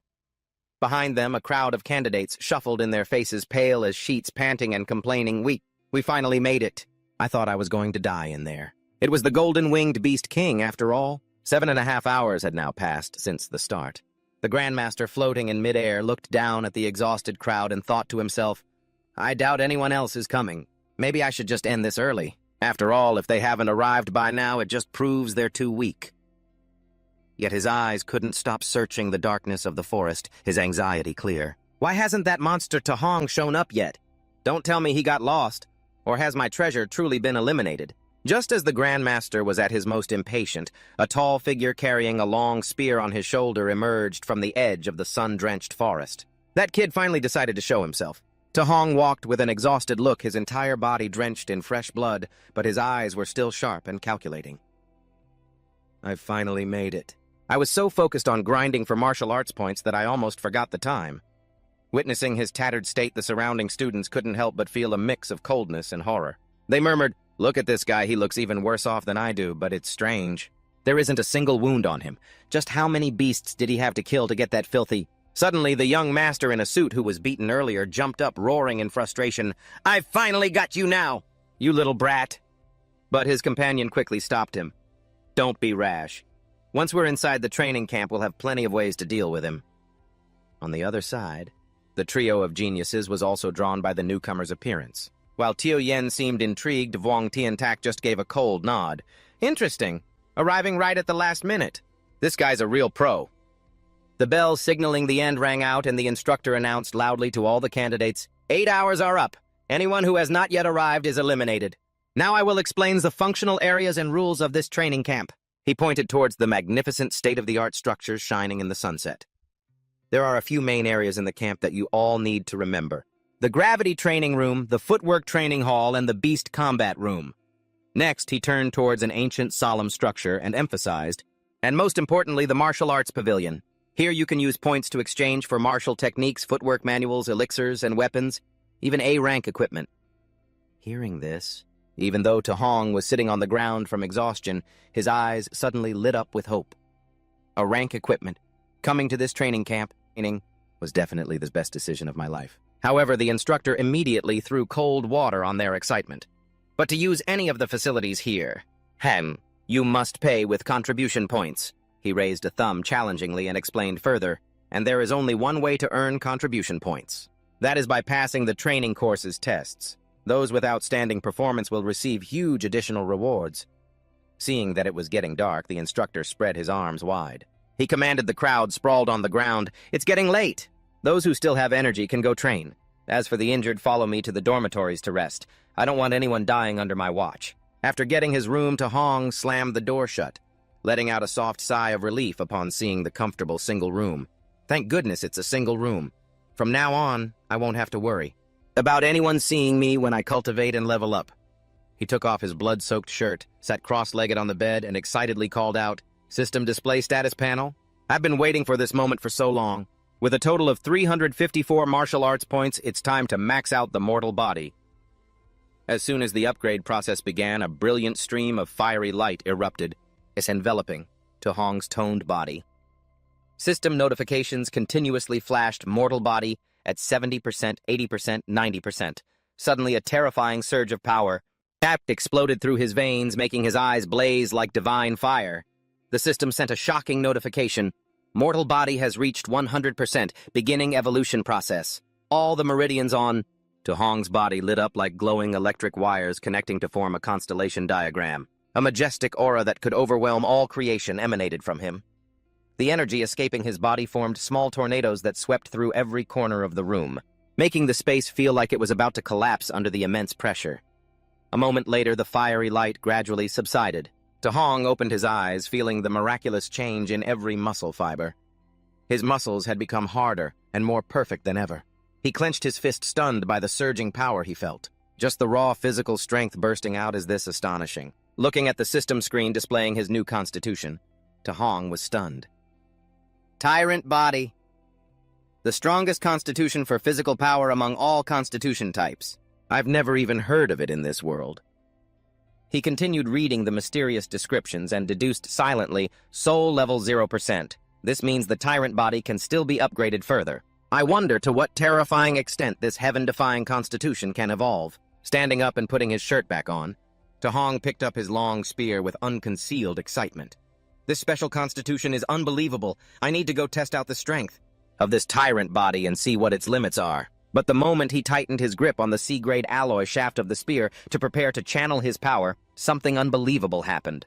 Hong's eyes widened as he stared at the spear, as it bent and deformed pathetically in his hand. What is this? This is a C-class alloy spear, and it's about to break from just a casual squeeze of my hand. His face turned ashen, utterly crushed with regret as he stared at the expensive weapon, now just a piece of junk. C-class alloy spears are extremely expensive. I had to spend a whole fortune to buy it. And now it's ruined. Hong clicked his tongue as he looked at the shattered weapon in his hand.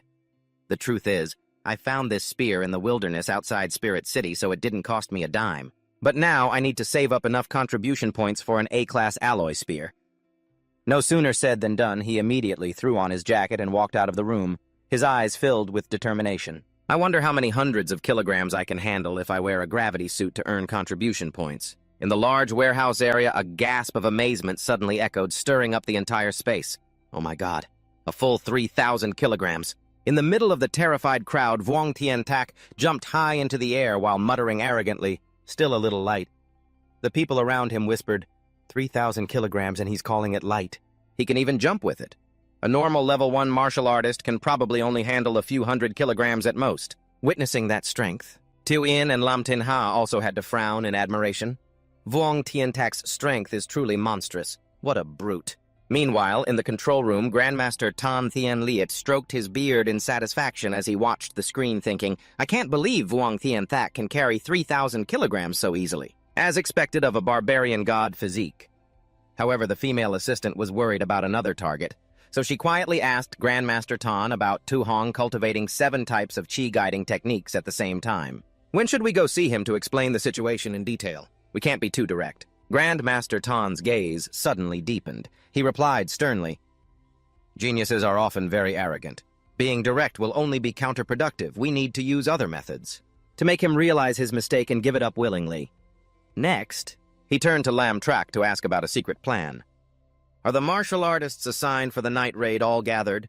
Lam Trak replied, It will take a little more time, sir. Allocating personnel to match the strength of each student is a bit tricky. Lam Trak revealed a mysterious smile. Thinking about the upcoming show, these students just finished their entrance exams, so they're probably very relaxed. If they suddenly face a night raid right now, they'll definitely be screaming their heads off. A cold blue light flashed in Grandmaster Tan's eyes as he gave the order. Arrange a late-stage level 1 martial artist for Tahong. I want him to be completely crushed and defeated. Afterwards, I will explain the disadvantages of training in 7 systems.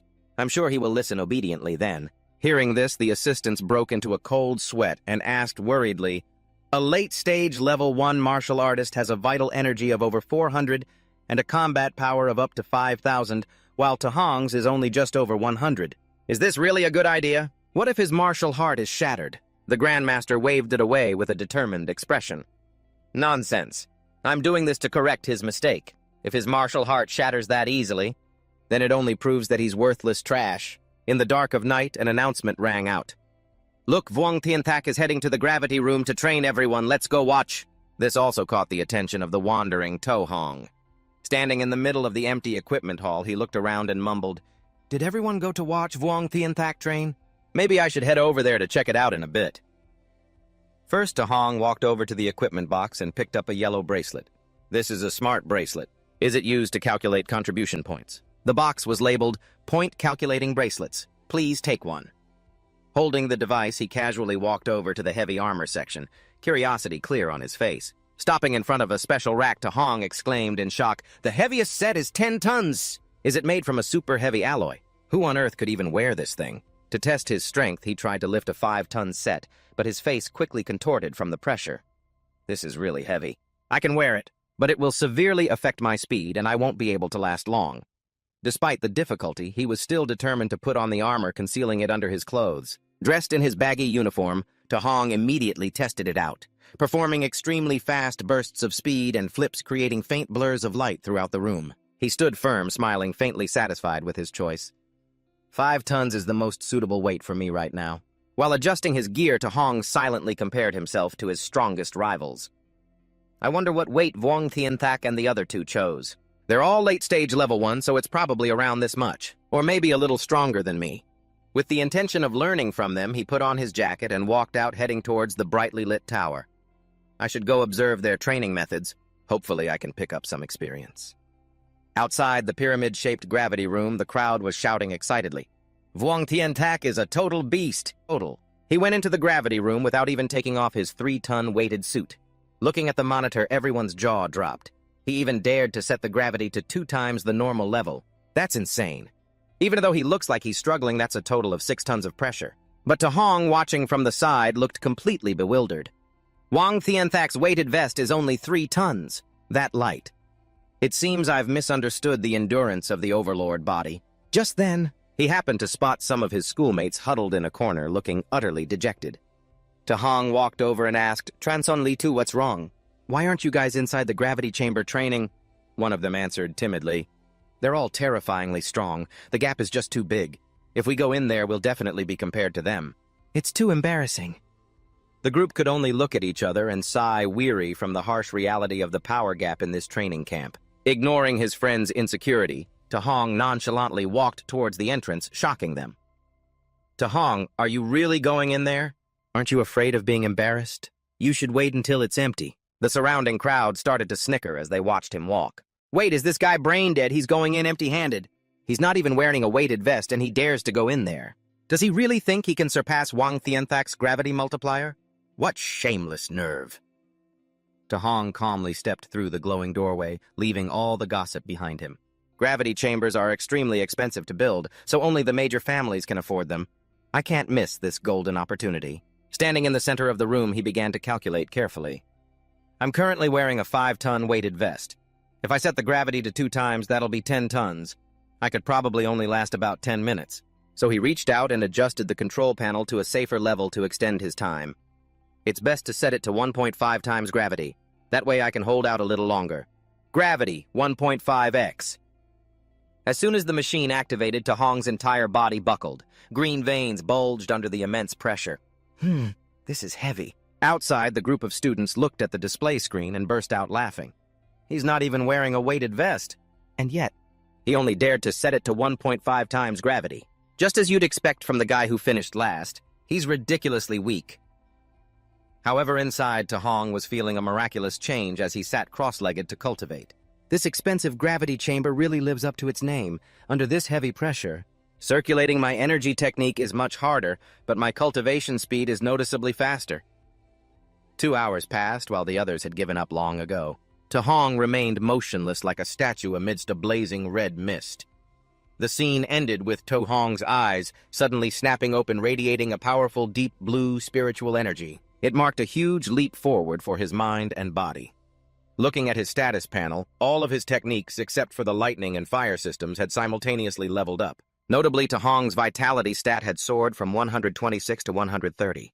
Afterwards, he struggled to reach out and turn off the gravity machine, thinking to himself, if this room is this effective, then the footwork and beast combat training rooms must be incredible too. With that, Hong staggered out of the room looking exhausted and drenched in sweat. Finally done. I'm exhausted. The moment he appeared, the students outside immediately started mocking him. Look, the last place guy is finally out. He wasn't even wearing a weighted vest. And he's already drenched in sweat and couldn't handle just 1.5 times gravity. If it were me, I could sleep overnight in there. Ignoring their taunts, Hong complained about the poor ventilation of his weighted vest. As he reached up to take off his outer layer, he muttered, "This weighted vest is so stuffy, I'm burning up." Suddenly, 2 guys standing nearby stared with wide, horrified eyes as they saw him removing a heavy set of armor from under his uniform. He was wearing a weighted vest this whole time. How much does it weigh? Judging by how much he was struggling, it must be around 500 kilograms, but to last for 2 hours in the gravity chamber, his strength is pretty decent. Still looking disdainful, they added, "Even if he has some strength, how can he compare to Wang Tianthak? It's ridiculous. None of us can keep up with that monster." Just then, a commotion erupted as Wang Tianthak walked out of the adjacent room. "Wang Tianthak is out. He lasted for over 2 hours under 6 tons of pressure." How terrifying. Wang Tianthak walked out majestically through the hazy mist, earning the admiration of the crowd. That's insane. His physical strength is definitely #1 at this training camp. Suddenly, he took off his 3-ton weighted vest and threw it heavily to the ground, creating a shocking impact that seemed to crack the floor around it. Feeling the relief, Wang Tianthak clenched his fist. His muscles rippled with power. Phew, I finally feel lighter. That weight was truly terrifying. At that moment, the genius Lam Tinha casually approached. He proposed, "Old Wang, when it comes to pure strength, I lose to you. But want to head over to the agility room for a little competition?" Wang Tianthak immediately refused. "You practice an A-rank wind system footwork technique. I'd have to be crazy to compete with you in that." Standing nearby, Hong suddenly froze. He had heard a crucial keyword. An A-rank footwork technique. A brilliant calculating green light flashed in his eyes. "My overlord body is great, but the thing I'm lacking the most right now." It was a high-level footwork technique for optimizing one's combat ability. Without hesitation, Hong followed everyone to the dome-shaped building where he could hear the amazed gasps of those who had arrived before him. So this is the A-rank footwork, the flying swallow cloud startling step. It's so powerful. Looking into the training area through the glass, the students couldn't help but tremble at this agility room. This place is packed with arrow launchers. I couldn't even dodge them on level 3, and yet Lam Tinha dares to set it to the maximum level 10 amidst tens of thousands of laser beams and arrows tearing through the air. Lam Tinha's silhouette moved so fast it left overlapping after images, stunning everyone. So fast, my eyes can't even follow him. If I were in there, I probably wouldn't last a single second. He's even dodging while gracefully scattering rose petals. The students couldn't help but exclaim, "He still has the energy to show off." Where did those petals even come from? But you have to admit he looks incredibly handsome right now. Watching intently, Hong let out a small smirk as the system in his mind began to count up. What an amazing footwork technique. Flying swallow cloud startling step, progress 1%. He focused all of his mental energy into his eyes, reflecting every one of his opponent's steps and his method of circulating spiritual energy in order to secretly copy him. Right after, Hong started bending his knees, making small movements right where he stood. He began to sync with the rhythm of the A-rank footwork. His strange actions were immediately noticed by the people around him. They pointed and jeered, "Hey, look at that guy!" "Huh. Oh my God!" The crowd erupted in laughter, thinking he was making a fool of himself. "Ha ha ha, look what he's doing, he doesn't actually think he can learn." The flying swallow cloud startling step? Just by watching Lam Tinha move, does he? That's hilarious. As if an A-rank footwork technique is that easy to learn. Despite the insults, the progress bars in To Hong's mind continued to explode 8%, 15%, then 30%. In just a few breaths, his progress was advancing at a dizzying speed. The number continued to leap past 43%, 63%, 78% until it reached the threshold of 93%, causing his whole body to glow with a brilliant aura. Finally, an authoritative system notification rang out. Congratulations. Flying Swallow Cloud Startling Step has officially reached the introductory level. Awesome. I've actually learned my first A-rank footwork technique. However, To Hong suddenly scratched his head confused as he recalled what he'd just done. But those moves of Lam Tin Ha's, they're way too flashy. It's kind of embarrassing, really. I've never seen the standard version before, so I had to copy him exactly. System returning player to reality. He clenched his fists in confidence, feeling the new agility in his legs. Well, at least I learned it. I don't need to go into the agility room anymore. I might as well head to the beast chamber to hunt for points and increase my vitality while I'm on a roll. Just as he was about to turn away, a chill ran down To Hong's spine as he realized the crowd around him was staring at him weirdly. Why are you all looking at me like that? Someone exclaimed, those poses you were doing were ridiculously flashy. You totally captured Lam Tin Ha's flair. Yeah, that was really impressive. I'd never dare to copy that. It's way too flamboyant. Remembering the twisting flower scattering motions from just now, To Hong turned beet red with embarrassment. Damn it! Don't tell me I was actually making all those flashy poses out here in the real world. As soon as he turned to leave, To Hong immediately bolted, his face burning with shame, silently cursing himself. Damn it, I can absolutely never use Lam Tin Ha as my learning model ever again, all while the students behind him were still calling out, Hey handsome, don't go. Do it for us one more time. You looked so damn cool just now. But just as he managed to shake the crowd, To Hong suddenly stopped in his tracks. His gaze sharpened as he glanced behind him with heightened vigilance. Is someone following me? Sure enough, hidden around the corner of the building, the two unlucky geniuses from before were stealthily plotting. We finally found him. He's definitely heading for the beast combat room. We'll block the door and beat him to a pulp for revenge when he comes out. In the distance, the massive building number 1 bearing the sign Beast Combat Room stood majestically in the darkness. This was where the most heated battles took place. Right in front of the main hall, the atmosphere suddenly grew tense as Vuong Tien Tak faced Tiao Yin, letting out a loud, challenging laugh. Ha ha ha! Tiao Yin, did you say you wanted to compete and see who can kill more beasts? I just want to find out who in this entire training camp is the strongest one, you or me. Faced with his provocation, Tiao Yin remained composed, smirking arrogantly as she retorted, Do you really think you can defeat my savage god physique with just your spirit sense? Or perhaps I'm being underestimated. I think you're the one who's looking down on the power of a spirit sense master, hiding in the crowd. To Hong squinted as he observed the standoff between the two top-tier geniuses, thinking to himself, a spirit sense master, I've never seen one in a real battle before. I might as well watch for a little while. It won't be too late to go hunt beasts for martial points later. Instantly, the surveillance monitor showed Tiao Yin gracefully, gliding through a pack of jet-black panthers, causing the students outside to cry out in astonishment. What is happening? Watching the red-haired girl soaring through the air, To Hong was utterly stunned. A bead of sweat trickled down his cheek. Is she actually flying, walking on air? That's a technique only grandmasters are supposed to be able to do. Could this be the power of a spirit master? Not keeping everyone waiting.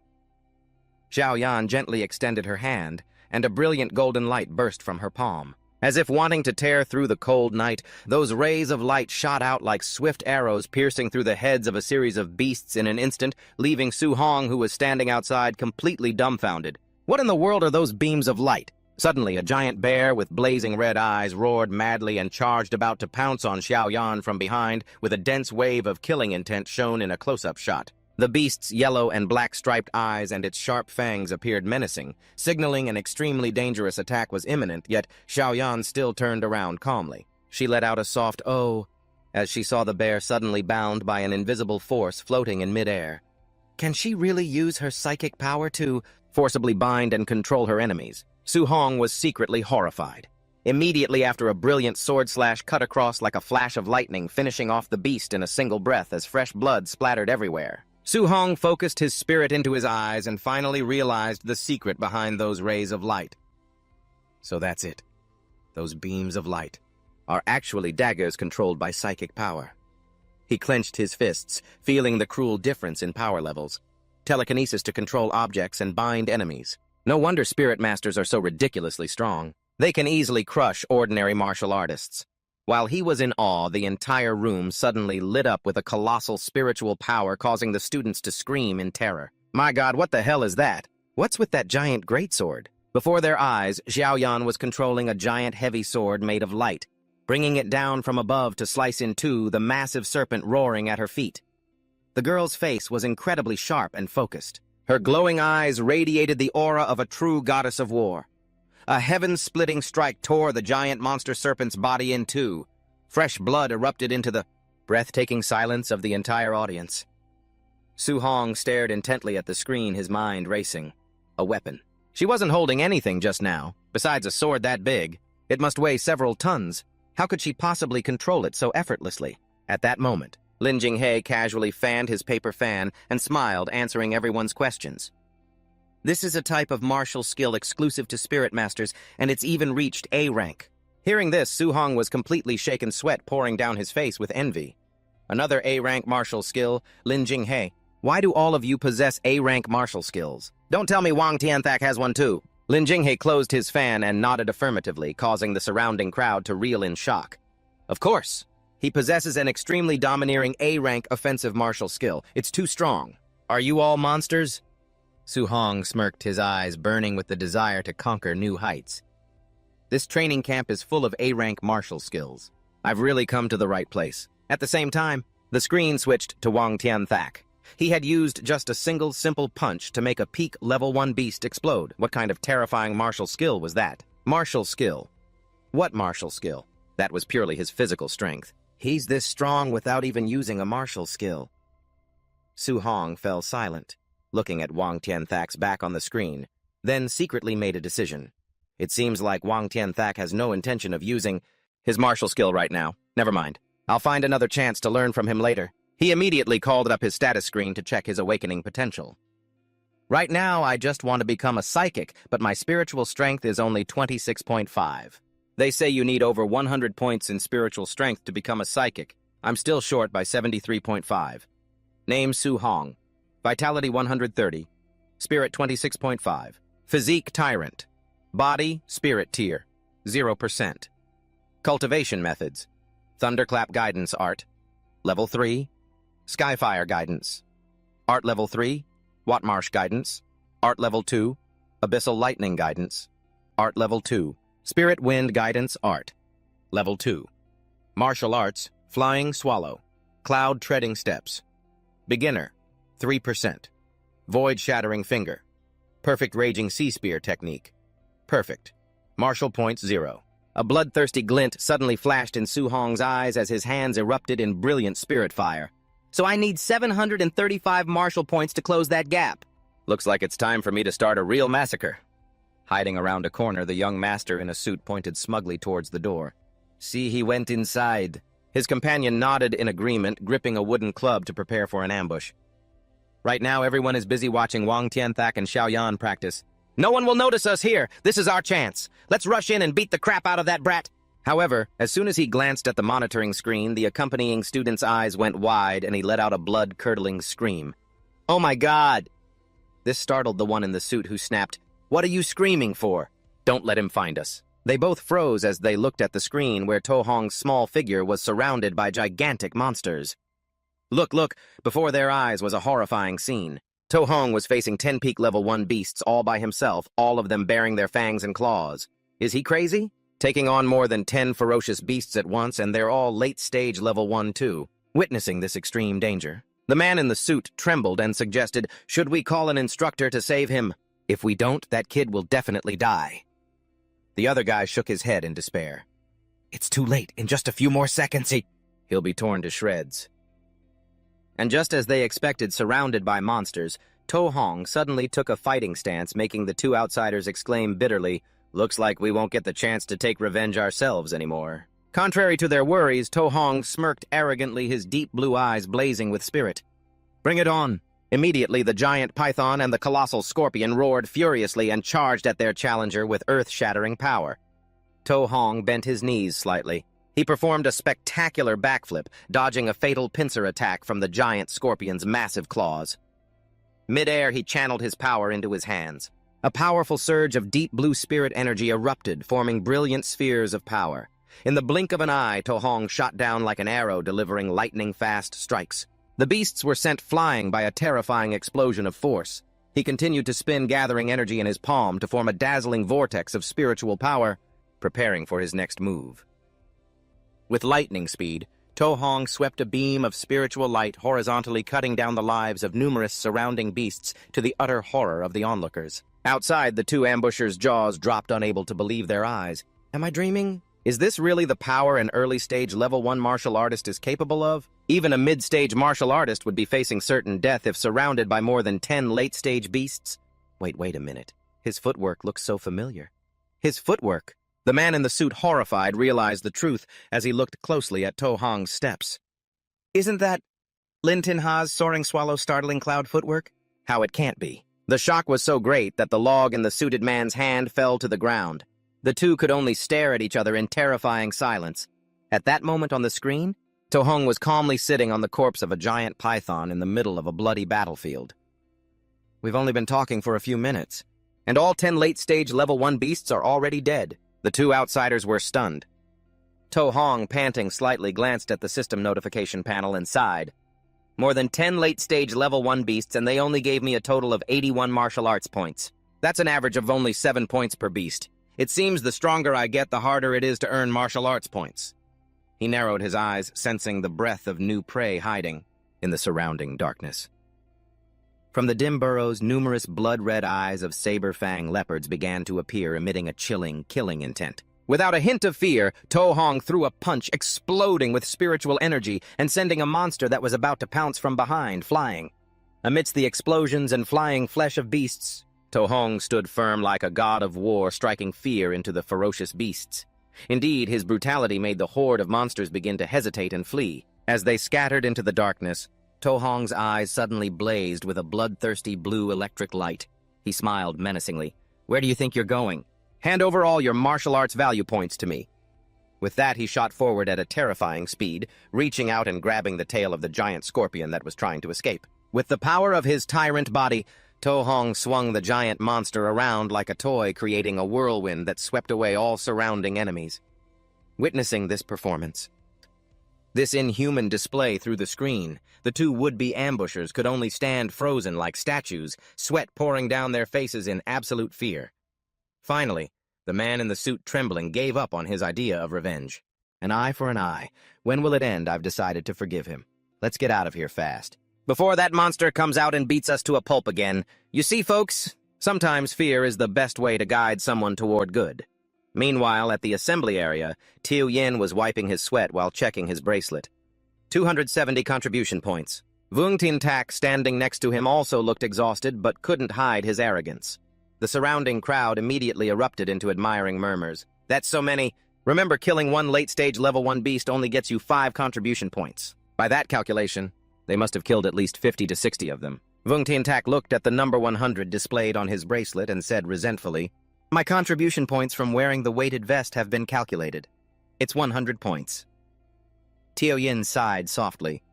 I only got 50 points. Hearing the numbers of the geniuses, the other students could only weep as they looked at their own bracelets. I only got 20 points. I wore the 1-ton weights and still only got 30 points. Boo-hoo, I'm even more pathetic. I only have exactly 10 points here. A few male students, panting and resigned, looked towards the trio of geniuses. So who ended up winning your beast hunting competition? Was it him? Lin Tin Ha's score must be ridiculously high too. With these 3 monsters here, I guess we can only fight for 4th place. Hearing that, the 2 ambushers from before looked at each other and smirked mysteriously. What a bunch of ignorant fools in this training camp. There's still a much more terrifying monster one on a completely different level from those other 3. 1 hour later, the scene inside the combat training room is now just a bloody ruin with horrifying claw marks on the walls amidst towering mountains of monster corpses. A lone figure sits in silence, exuding the overwhelming aura of an apex predator. Tuo Hong lets out a sigh of relief, wiping the blood from his face. Phew, it's finally over. However, he still looks clearly dissatisfied as he considers his goal. Killing monsters continuously for over 1 hour is too draining even with the support of his overlord body. But I'm still so far from my goal of 735 martial value points. Tuo Hong looks down at his bracelet, which is glowing brightly with the number 700. Still, at least I've earned 700 contribution points. Now I wonder what I can get with these points. What kind of valuable things can I exchange for at the martial arts pavilion? As night falls, the martial arts pavilion appears sparkling and mysterious under the starlight. It is the structure that holds the treasures every martial artist yearns for. Inside, Tuo Hong stands at the exchange counter facing a female employee who is resting her chin on her hand. She seems lazy and uninterested in customers. He flips through the catalog of treasures to check the prices, silently calculating. A level 1 vital energy pill costs 10 points, a healing potion costs 20 points, and a spirit-gathering elixir costs 30 points. Meanwhile, A-rank martial skills like the Whirlwind Palm are a whopping 2,000 points. The Netherbone Fire Fist is 2,800 points, and the Heavenly Flight Footwork costs up to 3,000 points. Even A-rank spear techniques are extremely expensive. Tuo Hong ponders with a serious expression. The cheapest martial skill is still 2,000 points, but the price of elixirs seems quite reasonable, especially since they actually sell spiritual medicines here. Spirit-gathering ones to increase spiritual power. Looking at his ordinary appearance, the female employee silently judges him with contempt. Hey kid, have you decided what you want to exchange for? He just looks like a low-level stage 1 martial artist. He probably doesn't have enough points to buy anything decent. It's true you should never judge a book by its cover. Ignoring her sarcastic tone, Tuo Hong calmly gets straight to the point. The spirit-gathering elixirs here, can they really increase spiritual power? The girl replies listlessly, of course they can, but they're most effective the first time you use them. The higher the grade, the greater the increase. Then he stops at an important page, his eyes narrowing with determination. The highest grade spirit-gathering elixir here is a level 4, and it costs a full 500 contribution points. Unexpectedly, Tuo Hong raises one finger and declares loudly, to start, give me 1 level 4 spirit-gathering elixir. This startles the employee, her eyes widening in astonishment. What? The girl quickly waves her hands, explaining because she's afraid he misheard the price. A single level 4 pill costs 500 points, not 50 points. He remains calm, crossing his arms and replying firmly, that's right, I want the level 4 one. After that, Tuo Hong casually holds out his wrist. The smart bracelet emits a signal and displays the brilliant number 700, leaving the employee dumbfounded with her jaw dropped. He really has 700 contribution points? The girl's attitude immediately does a 180. She smiles warmly and offers up a precious wooden box. Here is your spirit-gathering elixir, sir. He takes it and then asks, thanks, do you have a dual-element alloy spear, lightning, and fire? The female employee winks flirtatiously at her high-spending customer. Of course, sweetie. I always have those. It's only 200 points. Thanks for your business, handsome. The scene now shifts to the quiet night sky above the residential area. Lights from the dormitory rooms shine brightly in the darkness where students are beginning their hours of training, private and secret.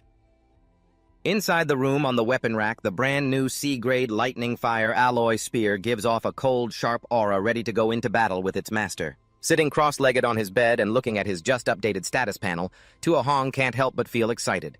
Vital energy increased to 135 spirit to 26.5, and his overlord body has reached 1%. All my energy channeling techniques have leveled up. I've made more progress today than in a whole week combined, and I still have 490 martial value points left. He carefully takes the round pill from the brocade box. It emits a gentle spiritual aura. My current spiritual power is 26.5. With the 490 martial value points I have now, I'm still 2.5 points away from the threshold of 100 needed for my awakening. Tuo Hong brings the pill to his lips, his eyes filled with hope and intense focus. I hope this level 4 spirit-gathering elixir, it can help me gain the exact 2.5 points of spiritual power I'm missing. Finally, he decisively swallows the pill, his eyes flashing with a sharp, ambitious glint. I will definitely become a true spirit master.